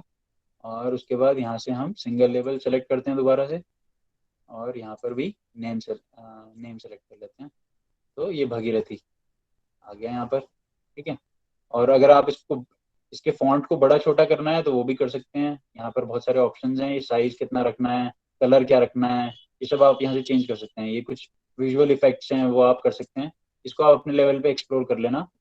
तो फिलहाल मैं फिर से अपनी मैप विंडो में जाता हूँ और इसको कर देता हूँ रिफ्रेश। तो देखो नाम तो आ गए हैं, लेकिन अभी बहुत छोटे छोटे दिख रहे हैं। ठीक है, तो इनको हम बड़ा करेंगे। तो बड़ा करने के लिए मेन विंडो में ही जाते हैं और साइज को मैं कर देता हूँ 20 और अप्लाई कर देता हूँ। फिर मैं अपनी चेक करता हूँ, रिफ्रेश करता हूँ, देखो बड़ा हो गया नाम भगीरथी। ठीक है, तो इस हिसाब से आप चेक कर सकते हो आपको कितना बड़ा चाहिए नाम। और अगर आपको इसका ओरिएंटेशन चेंज करना है, अभी ये आप वर्टिकल भी कर सकते हैं, रोटेशन बेस्ड भी कर सकते हैं। तो जैसे टेक्स्ट आप ऐसे दिखाना चाह रहे हैं, ऐसे दिखाना चाह रहे हैं, तो उस हिसाब से किसी एंगल पे दिखाना चाह रहे हैं, तो वो ऑप्शंस भी हैं। यहाँ पे बहुत सारे ऑप्शंस हैं इसकी प्लेसमेंट के लिए। ठीक है, तो फिलहाल मैं इसको सिंपल रख रहा हूँ और दोबारा फिर मैं अब जाता हूँ फॉरेस्ट में। फॉरेस्ट में गए और देखो ये आप एक ही चीज अलग अलग जगह से कर पा रहे हो। मैं अगर यहाँ से सेलेक्ट कर रहा था तो भी इधर आ गया था और इधर से भी ऑप्शन आ गया। ठीक है, तो फॉरेस्ट सेलेक्ट किया और फॉरेस्ट का भी फॉन्ट मैं कर देता हूँ 20। और स्टाइल भी चेंज कर सकते हो। अभी ये फॉन्ट MS शेल बिग 2 में आ रहा है, आप इसको टाइम्स न्यू रोमन भी कर सकते हो, एरियल भी कर सकते हो। यहाँ पे बहुत सारे ऑप्शन है, यहाँ से बहुत सारे ऑप्शन है। ठीक है, फिलहाल मैं यही रख रहा हूँ जो है। और let's go to the map window and click on refresh. तो ये नाम भी आ गया। ठीक है, सिमिलरली अगर आपने हर्ट्स के लिए कुछ रखा होगा, मान लेते हैं अभी तो मुझे कुछ मालूम नहीं है, अगर आपको लोकेशन मालूम हो, इस घर की लोकेलिटी कौन सी कॉलोनी में है, इसका एड्रेस या कॉलोनी का नेम हो गया, तो वो आप अपने एट्रीब्यूट टेबल में एंटर करो और फाइनली यहाँ पे डिस्प्ले करवा दो। ठीक है, तो ये हमारा मैप तो आ गया यहाँ पे। अब हमें बाकी एलिमेंट्स ऐड करने हैं, जैसे कि again I will go to add item. ठीक है, और मैं ऐड करता हूँ लेजेंड। ठीक है, तो लेजेंड ऐड किया। अब देखो फिर से प्लस साइन में आ गया कर्सर, आपको फिर से एक बॉक्स बनाना है। जब भी आप कुछ ऐड करेंगे स्क्रीन पे आएंगे तो आपका कर्सर प्लस साइन दिखाएगा और आपको एक बॉक्स बनाना है। जहाँ पे बॉक्स बनाओगे वहां पे वो चीज ऐड हो जाएगी। तो मैं यहाँ एक बॉक्स बना देता हूँ। तो ये देखो लेजेंड आ गया। ठीक है, अब लेजेंड में क्या क्या आया, लेजेंड में वो सब आ गया जो आपके लेयर पैनल में था। ठीक है, लेकिन इसको अगर मैं थोड़ा बड़ा करता हूँ, और जैसे ही आप यहाँ पे लेजेंड ऑन अपडेट करते हो, तो यहाँ पर आपके पास कुछ प्रॉपर्टीज आ गई हैं इस लेजेंड की। ठीक है, तो अगर मैं इसमें नीचे क्लिक करता हूँ, तो मैं यहाँ से एक तो टोपो मैप रिमूव कर देता हूँ।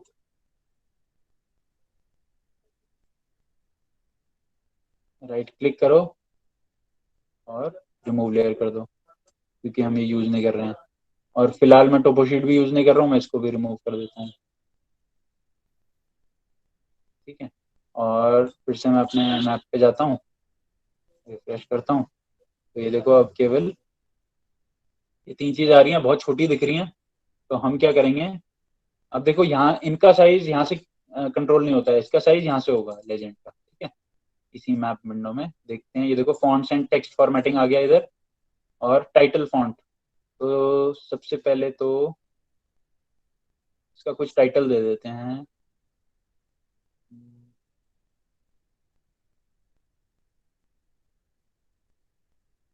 टाइटल दे देते हैं इसका लेजेंड, LEGEND। ठीक है, देखो लेजेंड यहाँ पर अपने आप डिस्प्ले हो गया। ठीक है, और इसका फॉन्ट, टाइटल का फॉन्ट अगर मुझे और थोड़ा और बड़ा करना है तो मैं बड़ा कर सकता हूँ। तो अभी 16 है, मान लेते हैं इसको 20 कर देते हैं। ये लेजेंड देखो यहाँ बड़ा हो गया। ठीक है, और इसके अलावा अब मुझे ये जो सब ग्रुप्स हैं, ये आइटम लेबल्स हैं, इनको इनका फॉन्ट चेंज करना है। तो मैं इसको कर देता हूँ 16। ठीक है, देखो बड़ा हो गया ये सब। क्लियर, और सब ग्रुप्स में लेट्स सी, शायद OSM स्टैंडर्ड का साइज चेंज होगा। हाँ, तो OSM मैप जो बना आपने ऐड किया है उसका भी साइज हमने चेंज कर दिया। ठीक है, सो बस ये लेजेंड ठीक ठाक हो गया है हमारा, इसको आप थोड़ा छोटा कर लो ताकि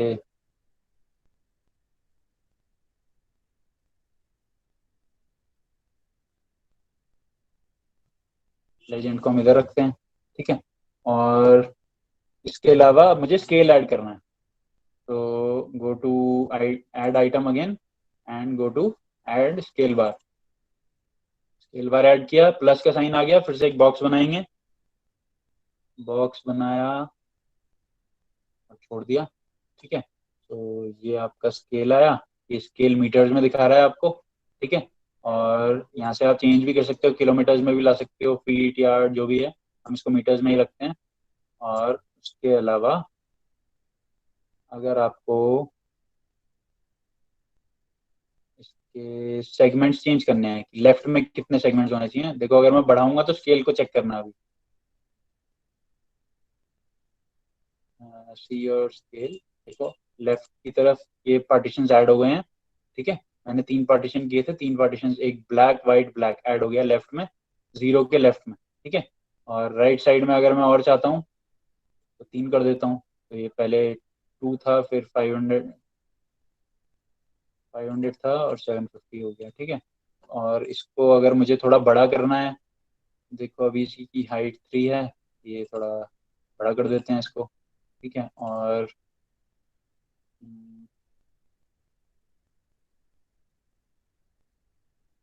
इसके अलावा फॉन्ट्स अगर मुझे इसके भी चेंज करने हैं, तो मैं यहाँ पे साइज इसका बढ़ा देता हूँ। ये देखो जो नंबर्स 250 500 दिख रहा है, ये बड़े हो गए। ठीक है, तो इस जो आप मैप फीचर्स ऐड करते हैं, जैसे कि लेजेंड और स्केल, जिसमें ऑलरेडी कुछ लिखा हुआ है, ठीक है, तो उसको आप यहीं से कंट्रोल करेंगे, आइटम प्रॉपर्टीज से। ठीक है, तो ये हमने, हमारा स्केल आ गया। उसके अलावा नॉर्थ एरो रह गया अभी। तो add item and click on add north arrow. ठीक है, फिर से मुझे एक बॉक्स बनाना होगा, तो मैं नॉर्थ एरो इधर लगा देता हूँ। तो ये आपका नॉर्थ एरो आ गया। तो थोड़ा छोटा बड़ा कर सकते हो। ठीक है, मैं छोटा सा दिखाता हूँ। तो मुझे लग रहा है अब हमने काफ़ी हद तक एक ठीक ठाक मैप बना दिया है। क्लियर, सो एक फाइनल चीज, मैप का टाइटल अगर आपको इसी मैप पे दिखाना है, यूजुअली मैं प्रेफर नहीं करता हूँ क्योंकि बट कुछ लोगों को अच्छा लगता है कि वो मैप के ऊपर ही बताएं कि किस चीज का मैप है. So add item and then click on add label.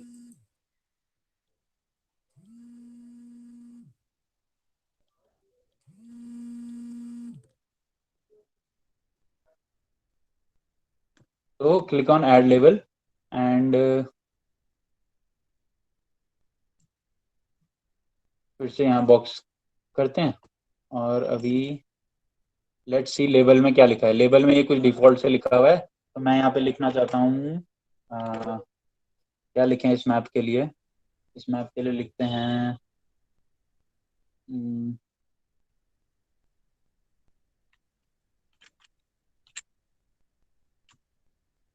Tehri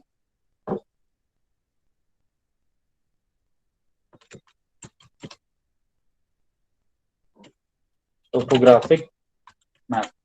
ठीक है, तो ये लिख दिया मैंने और इसको फॉन्ट इसका चेंज करना पड़ेगा, अभी बहुत छोटा आ रहा है. ठीक है, तो फॉन्ट पे गए और इसका साइज बढ़ा देते हैं. इसको मैं कर देता हूँ 25. ठीक है, और ये मेरा टाइटल भी आ गया. Clear. And so finally we are done with our map. ठीक है, सो ये मैप बन गया हमारा और this is the final output. ठीक है, लेकिन अब इसको एक्सपोर्ट करना है हमको. सो एक्सपोर्ट करने के लिए हम क्या करेंगे, लेआउट में जाते हैं और export as image, export as PDF. आप अलग अलग फॉर्म्स में इसको एक्सपोर्ट कर सकते हैं. तो फिलहाल मैं इसको इमेज फॉर्म में एक्सपोर्ट करता हूँ.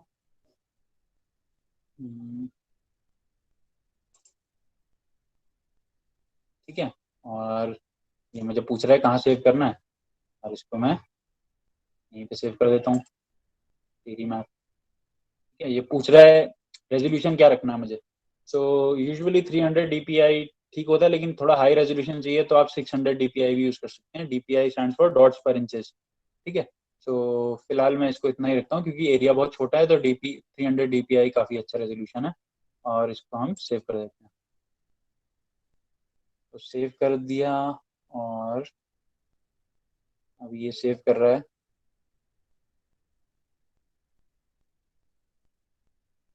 सो लेट्स चेक. थोड़ा सा टाइम लग जाता है कभी कभी. सो यहाँ पे आपको ऑप्शन आ गया एक्सपोर्टेड सक्सेसफुली. ठीक है, सो अब मैं जहाँ पर मैंने इसको सेव किया है वहाँ चेक कर लेता हूँ जाके. डेटा, ये रहा टिहरी मैप. इसको ओपन कर लेते हैं.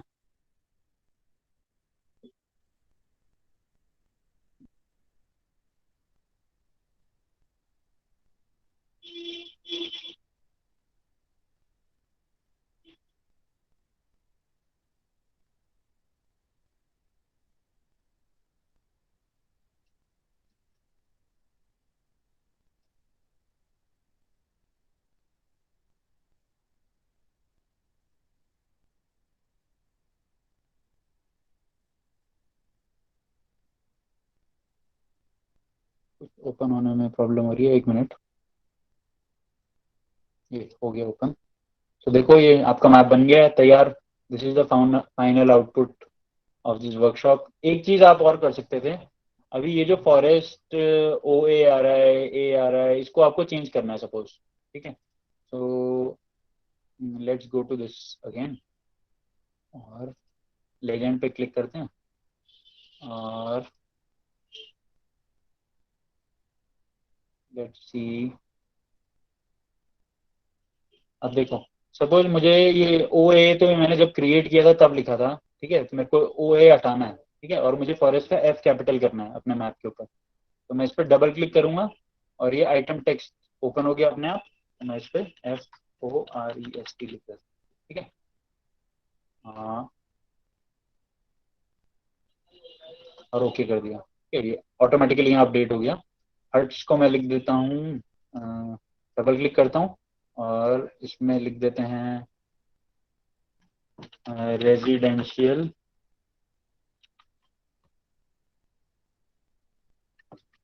या इसको आप लिख सकते हैं लोकेलिटी, लोकेलिटीज। ठीक है, इसको ओके कर दिया और इस पे भी मैं डबल क्लिक करता हूँ और इसमें रिवर्स। ठीक है, और ओएसएम के लिए सपोज इसमें मैं लिख देता हूँ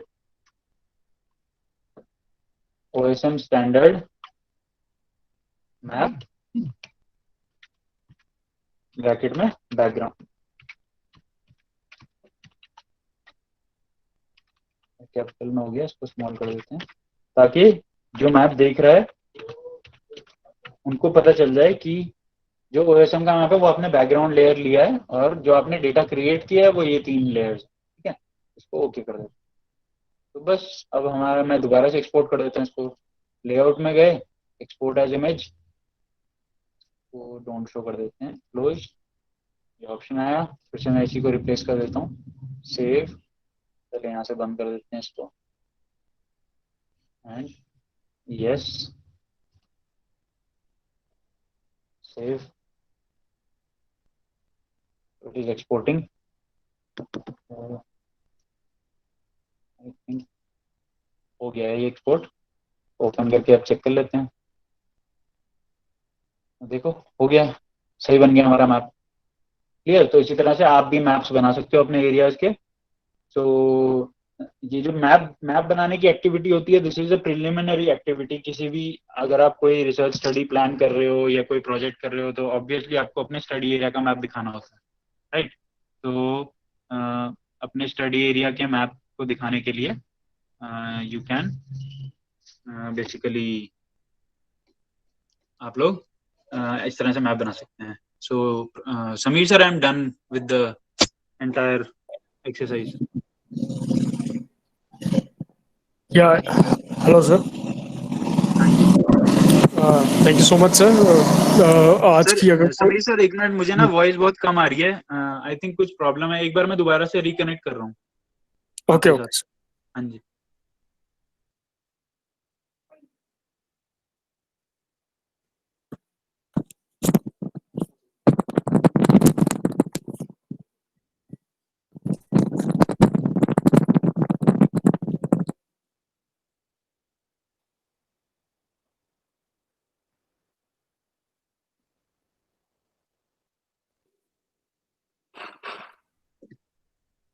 यस सर। जी सर। हाँ जी। हाँ ठीक है sir, thank you so much sir. बड़ा मतलब आपने जो है मैप बनाया है सर, बड़ा अच्छा फील हो रहा है इससे देख के अभी। And thank you. I hope कि स्टूडेंट्स ने कुछ ना कुछ इस वर्कशॉप से गेन किया होगा। और जी सर अभी अभी फिलहाल हम लोगों को कुछ क्वेरीज अभी रेज नहीं हुई है स्टूडेंट्स के थ्रू, बिकॉज शायद अभी उन्होंने ये प्रैक्टिस किया नहीं होगा। तो may be right. Sir can be do one thing कि अगर मेरे पास कोई क्वेरी आती है या फिर स्टूडेंट्स आपसे डायरेक्ट कांटेक्ट करना चाहे तो वो कर सकता है क्या, मतलब ईमेल वगैरह से कुछ? ठीक है सर, कर लेते हैं ऐसा। या सर ऐसा भी कर सकते हैं कि आप जो स्टूडेंट्स की क्वेरीज आएंगी उनका आप वर्ड फाइल में मुझे वो क्वेश्चंस दे सकते हैं और राइट। मैं उन क्वेश्चंस के आंसर बना दूंगा आपको और वो आंसर आप सबके साथ मैं शेयर कर शेयर देना कर तो। मैं शेयर कर हाँ। दूंगा। हाँ जी, वो सबके लिए अच्छा हो जाएगा। हाँ सर, नियर फ्यूचर अगर कोई हमारे फोर्थ ईयर के स्टूडेंट्स या थर्ड ईयर के स्टूडेंट्स अगर प्रोजेक्ट करना चाहते हैं तो क्या वो आपसे गाइडेंस ले सकते हैं इसमें, जीआईएस श्योर वगैरह पे? Sure sure, no no issues. हाँ thank you sir, thank you for that sir. मैं अगर कोई स्टूडेंट होगा तो मैं आपको उससे कांटेक्ट जरूर करवा दूंगा सर। बिल्कुल सर, बिल्कुल। आई होप कि वर्कशॉप में सीखा होगा सभी ने कुछ ना कुछ। बट हाँ, जीआईएस के लिए एक इम्पोर्टेंट एडवाइस मैं दूंगा कि प्रैक्टिस जितनी करोगे उतनी आपको नई नई चीजें पता लगेंगी। ये तो जस्ट एक शुरुआत है। जीआईएस में इतना कुछ है कि 5 साल तो मुझे हो गए हैं जीआईएस में काम करते हुए, लेकिन अभी भी बहुत सारी ऐसी चीजें जो मुझे नहीं आती हैं, क्योंकि मैं केवल वाटर रिसोर्सेज में स्पेशलाइज कर रहा हूँ। तो मुझे वाटर रिसोर्सेज के बारे में आप पूछोगे कि कितने डेटा सेट्स होते हैं, उनको कैसे यूज करना है, वो मेरे को अच्छे से आता है। बट जीआईएस का एप्लीकेशन, जैसे कि मैंने फर्स्ट डे में बताया था कि कितनी अलग अलग डोमेन्स में एप्लीकेशन है। और हर साल एक खास बात मैं इसकी QGIS की बताता हूँ आपको, कि हर 3 मंथ्स में एक नया वर्जन लॉन्च होता है, और उसमें नए नए टूल्स भी डेवलप होते हैं, नए नए प्लगइन्स आ जाते हैं। तो इतना फास्टली ग्रो हो रहा है ये जीआईएस का फील्ड कि no one is perfect. Even जो बड़े बड़े इंस्ट्रक्टर्स हैं, जो बड़े बड़े रिनाउंड जीआईएस एक्सपर्ट्स हैं, वो भी अपने आप को बोलते हैं कि मुझे भी कुछ नहीं आता है। And that is true, because हर कोई कुछ नई चीज इसमें ऐड ऑन कर देता है और वो हमें नहीं आती है। तो I would encourage the students to explore more and more, और आप लोग जितना एक्सप्लोर करोगे उतना सीखोगे। और बहुत इंटरेस्टिंग चीज है। मैं तो पैशन से ही जीआईएस में आया था, तो आप में से जिनको इंटरेस्ट होगा, definitely try to pursue this. आप लोग मास्टर्स कर सकते हैं जीआईएस रिमोट सेंसिंग में। IITs में प्रोग्राम चलता है, देहरादून में इसरो का फंक्शनरी है, Indian Institute of Remote Sensing, वहाँ पे एमटेक का कोर्स चलता है, और अलग अलग डिविजन्स हैं वहाँ पर। तो you can explore it and then go head in this domain. Yes sir. Yeah thank you so much sir. मैं स्टूडेंट से एक और रिक्वेस्ट करना चाहूँगा कि जैसे आज हम लोगों ने ये मैप क्रिएट किया है, सो आप लोग अपने फाइनल ईयर प्रोजेक्ट में कोई अगर स्टूडेंट चाहे तो अपने कॉलेज के एरिया का मैप भी प्लॉट कर सकता है, right Gagandeep sir? Exactly sir, बिल्कुल हो सकता है। और इनफैक्ट जैसे मैंने तो आपका कैंपस देखा है, तो जी। उसमें एक चीज, अगर सर थोड़ा सा टाइम है तो मैं एक और चीज दिखाऊं आपको सॉफ्टवेयर में। हाँ श्योर सर, श्योर। हाँ, तो इसमें जैसे कि मैं DEM डिजिटल एलिवेशन मॉडल की बात कर रहा था, जो कि आप डाउनलोड कर सकते हैं। और मैंने डाउनलोड करने का प्रोसीजर दिखाया था। तो उसी DEM को मैं जरा ओपन करके दिखाता हूँ, क्योंकि मैंने ऑलरेडी वो डाउनलोड कर लिया था। तो let me show you how to open. ये भी जो अभी मैं स्टेप बता रहा हूँ, ये सबके लिए बहुत इंपॉर्टेंट है। अभी तक हमने क्या किया था, हमारे पास कुछ नहीं था। सबसे पहले हमने एक टोपोशीट को जियो रेफरेंस किया, और उसी के ऊपर कुछ वेक्टर डेटा क्रिएट किया। ठीक है। तो आप क्या कर रहे थे, आप लेयर में जा रहे थे। सर मेरी स्क्रीन दिख रही है ना? विजिबल है सर, यस सर। हाँ जी। ठीक है। तो आप लोग लेयर में आप जा लोग रहे थे लेयर। और क्रिएट लेयर कर रहे थे, है ना? तो अब क्रिएट लेयर नहीं करेंगे। अगर आपको ऑलरेडी कोई लेयर है आपके पास, तो उसके लिए आप ऐड लेयर करते हैं। ठीक है। तो आप वेक्टर डेटा भी ओपन कर सकते हैं, रास्टर भी ओपन कर सकते हैं। तो अभी थोड़ी देर पहले मैंने बताया था कि जो DEM है, digital elevation model, that is a raster data. Already मैंने डाउनलोड किया हुआ है, मेरे पास सेव्ड है। तो मैं ऐड कर रहा हूँ, मैं क्रिएट नहीं कर रहा हूँ, मैं ऐड कर रहा हूँ, ऐड रास्टर लेयर। ठीक है। अगर आप वेक्टर पे क्लिक कर दोगे, रास्टर को ओपन करोगे, वो एरर दिखाएगा। तो रास्टर ओपन कर रहे हो तो रास्टर पे क्लिक करो, तो ऐड रास्टर लेयर। और अब मैं अपना डेटा ओपन करता हूँ, ये मैंने यहाँ पर सेव किया है। और जब आप DEM डाउनलोड करोगे, उसके साथ भी देखिए सर, ये बहुत सारी फाइल्स आएंगी, DBF फाइल, PRJ फाइल। लेकिन आपको केवल टिफ फाइल ओपन करनी है। ये भी ध्यान रखेंगे, मैंने सेकेंड डे बताया था, कल बताया था कि जो रास्टर डेटा होता है वो इमेजेस के फॉर्म में होता है। ठीक है। या तो वो JPEG फॉर्म में होगा या टिफ फॉर्म में होगा। टिफ का फुल फॉर्म भी मैंने कल बताया था, टैग्ड इमेज फाइल।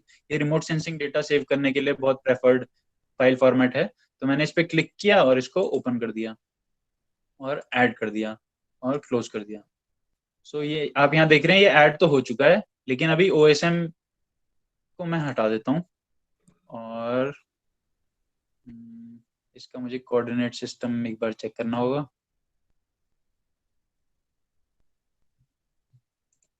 प्रॉपर्टीज,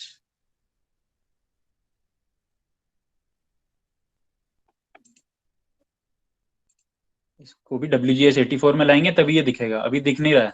देखो मैंने ओपन किया, एरिया ये सेम है, बट आया नहीं था। वो इसीलिए नहीं आता क्योंकि कोऑर्डिनेट सिस्टम इसका अलग है। तो मुझे इसको WGS84 में ही लाना पड़ेगा। और अप्लाई करूंगा, ओके करूंगा, ये देखो ये मॉडल डाउनलोड हो गया। ठीक है। और इसको मैं, अब देखो आपको रिवर दिख नहीं रही है। वो इसलिए नहीं दिख रही है क्योंकि यहाँ पे ऑर्डरिंग में थोड़ी सी दिक्कत है। मेरे को ये ड्रैग करके नीचे लाना पड़ेगा। अब देखो रिवर इसके ऊपर आ गई। ठीक है। और अगर मैं इसको जूम आउट करता हूँ, ये देखो ये पूरा डिजिटल एलिवेशन मॉडल है। इसमें आपको क्या पता चल रहा है, एलिवेशंस पता लग रही हैं। और एलिवेशन की रेंज क्या है, 478 से लेके 2770। दैट मीन्स जो व्हाइट पोर्शन है, ये जो व्हाइट एरियाज हैं, ये हाईएस्ट एलिवेशन वाले एरियाज हैं, जिसकी एलिवेशन है 2770 मीटर्स। ठीक है। और ये जो ब्लैक पोर्शन है, ये लोएस्ट एलिवेशन एरिया है, 478। तो आपको याद होगा कल जो मैंने अपनी प्रेजेंटेशन दिखाई थी, मैं एक और बार ओपन करके दिखा देता हूँ। कल वाली जो प्रेजेंटेशन थी उसमें मैंने आपको अपने जिस एरिया पे मैं अपना पीएचडी का काम कर रहा हूँ, मैंने आपको उस एरिया का डिजिटल एलिवेशन मॉडल दिखाया था। तो उसी तरह से अभी ये जिस एरिया में हमने अभी मैप बनाया है, मैं आपको दिखाऊंगा उसका भी डिजिटल एलिवेशन मॉडल आप कैसे क्रिएट कर सकते हैं। 5 मिनट लगेंगे बस। और इसमें जो मैंने आपको कल दिखाया था वो ये था, ठीक है। तो इसमें मैंने आपको ये लेजेंड दिखाया था। मेरे स्टडी एरिया में एलिवेशन 282 मीटर से 7801 मीटर्स तक वेरी कर रही है, और आपको सब कलर्ड दिख रहा है ना। लेकिन जब आप डीईएम डाउनलोड करते हैं तो वो ऐसे ब्लैक एंड व्हाइट दिखता है। अभी हम इसको कलर्ड बनाते हैं, ठीक है। तो हम कलर्ड इसको कैसे बनाएंगे, हम इस पे क्लिक करते हैं, ये लेयर स्टाइलिंग पैनल में आ गए, ठीक है। और यहाँ से आपको सिलेक्ट करना पड़ेगा सिंगल बैंड सूडो कलर, ठीक है। ये देखो कलर में आ गया है। और यहाँ पे बहुत सारे रैम्प्स हैं, आप अलग अलग कलर कॉम्बिनेशन यूज कर सकते हो। अ, मेरा एक फेवरेट कलर कॉम्बिनेशन है, फेवरेट इन द सेंस उसको अ, अ, इसको आप वीडियो में बाद में रेफर कर लेना, बट अगर हम एलिवेशंस डिनोट करते हैं तो QGIS में सेपरेट एक ग्रुप बना हुआ है जहाँ से आप विजुअलाइजेशन के लिए स्कीम्स को इंपोर्ट कर सकते हैं। तो यहाँ से आपको सेलेक्ट करना पड़ेगा CPT सिटी, और इसको ओके क्लिक करेंगे और एक विंडो ओपन होगी अभी।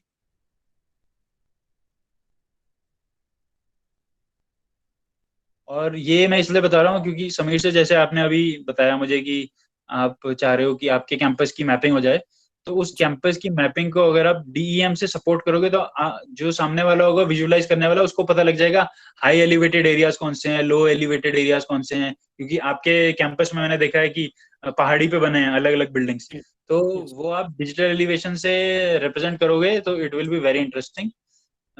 बट इसकी एक लिमिटेशन भी है, वो मैं आपको अभी थोड़ी देर में बताता हूँ। तो मैं यहाँ से टोपोग्राफी में जाता हूँ और ये एलिवेशन के लिए इसमें एक स्कीम बनी हुई है, वो यूज करता हूँ। तो ये इस तरह से, तो अब आप देख सकते हैं जो ये जो ब्लूइश कलर है वो 478 एलिवेशन दिखा रहा है, ग्रीन कलर 1051 एलिवेशन दिखा रहा है, हल्के हल्के बढ़ रहा है टूवर्ड्स ब्राउन। तो ब्राउन जो है ये हाईएस्ट एलिवेशन है इस पूरी टोपो शीट में, लेकिन हमारा एरिया तो ये है, ठीक है। तो हम इस पे जूम कर लेते हैं। तो हमारे एरिया पे एलिवेशन मुझे लगता है केवल अराउंड 478। अब देखो जो रिवर का सरफेस है ये वाटर लेवल मेजर नहीं करता है, ये बॉटम मेजर करता है रिवर का।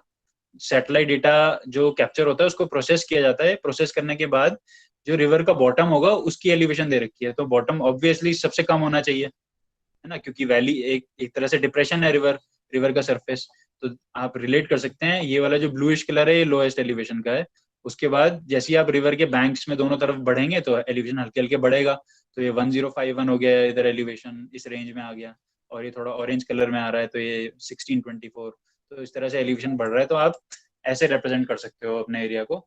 और यही मैं दिखाना चाह रहा था। और इसका लिमिटेशन ये है कि इसका जो रेजोल्यूशन है, resolution is 30 metres. That means जो एक पिक्सल है इस डिजिटल एलिवेशन मॉडल का, that represent an area of 900 square metres, 30 × 30।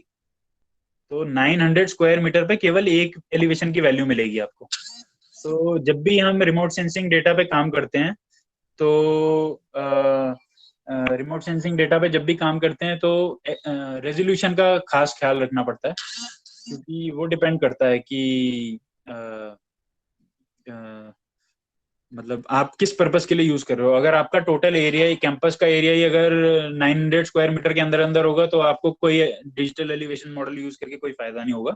आपको high resolution digital elevation model चाहिए होगा उसके लिए। बट लार्ज स्केल स्टडीज के लिए, जैसे कि मैं अपने स्टडी एरिया के लिए यूज कर रहा हूँ, मेरा study area more than 23,000 square kilometre का है, तो उस केस में मेरे लिए ये वाला डीईएम बहुत बेनिफिशियल था। तो बस ये एक चीज में तो हमने अब इस वर्कशॉप में रास्टर डेटा को भी विजुलाइज करके देख लिया। वेक्टर तो हमने क्रिएट कर ही लिया था, रास्टर भी हमने देख लिया। और अभी मेरे मेरे को एक क्वेश्चन आया है मेरे गेस्ट की तरफ से कि वो पूछ रहे हैं कि रिवर का जो एलिवेशन है वो 478 क्यों है, रिवर का एलिवेशन तो बहुत कम होना चाहिए। तो क्वेश्चन इज वेरी वैलिड। इसका आंसर ये है कि एक्चुअल में होता क्या है, एक्चुअल में तो यहाँ पर वाटर सरफेस है, ठीक है, और ये जो डेटा है ये सेंस करती है सैटेलाइट्स, और सैटेलाइट्स इस यहाँ पे थोड़ा सा रिमोट सेंसिंग का कॉन्सेप्ट आ जाता है कि इलेक्ट्रोमैग्नेटिक रेडिएशन को सेंस करती है। शायद थर्ड ईयर वालों को पता होगा, उन्होंने रिमोट सेंसिंग का चैप्टर पढ़ा हुआ है सर्वेइंग में, ठीक है। तो basically optical remote sensing use होती है और माइक्रोवेव रिमोट सेंसिंग यूज होती है। तो होता क्या है कि सरफेस पे जो भी अवेलेबल फीचर होता है, सैटेलाइट का सिग्नल उस फीचर से टकराता है और वापस सेंसर में जाता है। तो वैसे तो यूजुअली इस एरिया पे वाटर है, ठीक है, तो होता क्या है कि जो माइक्रोवेव सिग्नल होता है वाटर को पेनिट्रेट कर लेता है कुछ डेप्थ तक, लेकिन बिल्कुल ग्राउंड सरफेस पे नहीं जाता है। तो इसकी प्रोसेसिंग की जाती है बाद में। ये नेशनल रिमोट सेंसिंग सेंटर जो इसरो का सेंटर है, डेटा डिस्ट्रीब्यूट करने से पहले इस डिजिटल एलिवेशन की प्रोसेसिंग की जाती है। तो अब एग्जैक्टली इसका बॉटम सरफेस तो डिजिटल एलिवेशन में रिप्रेजेंट नहीं होता है, क्योंकि 30 बाय 30 मीटर का area, that is 900 square kilometre square metres का एरिया के लिए एक एलिवेशन देना, वो भी पिन पॉइंट एक्यूरेसी के साथ, दैट इज नॉट पॉसिबल। वो हाई रेजोल्यूशन डीईएम में होता है। तो वो क्या करते हैं, इंटरपोलेशन से ये वाली एलिवेशन कैलकुलेट करते हैं।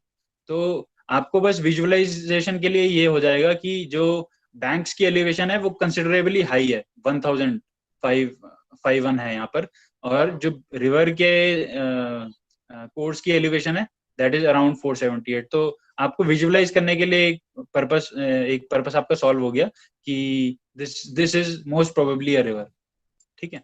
तो ये रीजन है कि why the elevation is 478। This is not the exact elevation, तो बट जस्ट टू विजुअलाइज वो इस तरह से प्रोसेस कर देते हैं कि हाँ आप ट्रेस कर सकते हो अपने रिवर का पाथ। तो अगर आप देख रहे हो ये रिवर इधर से आ रही है और एक रिवर इधर से आ रही है, शायद समीर सर को और अच्छे से भी पता होगा, एक ये रिवर इधर से भी आ रही है, ठीक है, तो सब उस भिलंगना एरिया में। है, उधर से भागीरथी आ रही है। हाँ जी, हाँ जी। फ्रॉम तो उत्तरकाशी ये, इट इज भागीरथी हाँ एंड जी, from this side it is Bhilangana. Okay. So ये, और मुझे लगता है ये बहुत एक्यूरेटली ट्रेस भी कर रही है रिवर को। तो क्योंकि मैंने यूज किया है अपने एरिया के लिए, हम लोग यूज करते हैं वाटर रिसोर्सेज में डीईएम को, ताकि हम रिवर नेटवर्क को एक्सट्रैक्ट कर सकें। जो मैंने अपनी कल की प्रेजेंटेशन में आपको ये वाली स्लाइड दिखाई थी, इसमें ये जो रिवर नेटवर्क आपको दिख रहा है ये इसी डीईएम से एक्सट्रैक्ट किया गया था। तो ये देखो कितनी एक्यूरेटली ट्रेस हो गई है। ये वाली अलकनंदा रिवर है और ये वाली भगीरथी रिवर है। सो भागीरथी इज फ्रॉम गंगोत्री से। ओके, हाँ ये भगीरथी है, और राइट राइट राइट, ठीक है। So so this is how I digitized my river network. I extracted this from the DEM. So ठीक है Sameer sir, I am done with my demonstration. If there is anything else I can explain, अगर आपको कुछ और doubts हैं तो। नहीं sir, फिलहाल अभी तो मेरे ख्याल से स्टूडेंट्स को कोई डाउट आएंगे तो I will definitely make that word file और आपको मैं सेंड कर दूंगा queries. Okay, And thank you so much, sir. It was very informative session, and I hope in near future also we will connect with you, and sure sir. we'll definitely connect with you, sir. And pleasure कि आपने मुझे invite किया था, and even I enjoyed. मैंने मतलब 2018 के बाद से तो मैं पीएचडी कर रहा हूँ, मैंने पढ़ाया नहीं उसके बाद स्टूडेंट्स को। I love teaching, so you gave me an opportunity, thank you to you. Thank you so much sir. और सर मैं स्टूडेंट्स को भी एक बात ये कहना चाहूँगा कि जो ये पैंडेमिक का टाइम चल रहा है इसमें बहुत it is not very easy to deliver information and to take classes. मतलब आपने देखा होगा कि 3 दिन में हम लोगों ने कई सारे टेक्निकल ग्लिचेस हम लोगों के आए, कई सारी इश्यूज आए। स्टूडेंट्स के भी संग नेटवर्क के इश्यूज हैं, किसी के पास अभी घर पे लैपटॉप नहीं है, बहुत सारी ऐसी इश्यूज हैं। बट इसके संग अब हम लोग को थोड़ा कोप अप करना पड़ेगा, बिकॉज नेक्स्ट सेमेस्टर में भी हम लोगों की क्लासेस ऑनलाइन चले और ऐसी ही कुछ सेशंस हम लोगों को अटेंड करने पड़े। तो ये सारी चीजें लगी रहेंगी, बट इस सेशन का तभी जस्टिफिकेशन हो पाएगा जब स्टूडेंट्स एक बार इसको खुद से प्रिपेयर करेंगे मैप को, तो ऐसा लगेगा कि ये सक्सेसफुल रही वर्कशॉप, तो राइट, ही इसका फायदा मिल पाएगा। जी गगनदीप सर, सही कह रहा हूँ मैं इसका? बिल्कुल सही कह रहे हैं। इनफैक्ट मुझे भी बहुत खुशी होगी अगर आपके स्टूडेंट्स मैप बना के आपको शेयर करें और आप मुझे उसका एक स्क्रीनशॉट भेज दें कि हाँ स्टूडेंट्स के आए हैं, तो I will be the most happiest person कि जो मैंने डिलीवर किया उसका कुछ फायदा हुआ। So you're right. Yeah, definitely, sir. So, sir, thank you so much, sir, once again. और sir, so finally students, this is the end of the webinar. I hope आप लोगों को कुछ ना कुछ इस webinar से gain हुआ होगा, और recordings and all the content जो भी हम लोगों का है, I'll send it to you. Thank you so much. So we shall end this webinar now. Thank you, Gagandeep sir. Thank you so much, sir. Okay, thank you, students.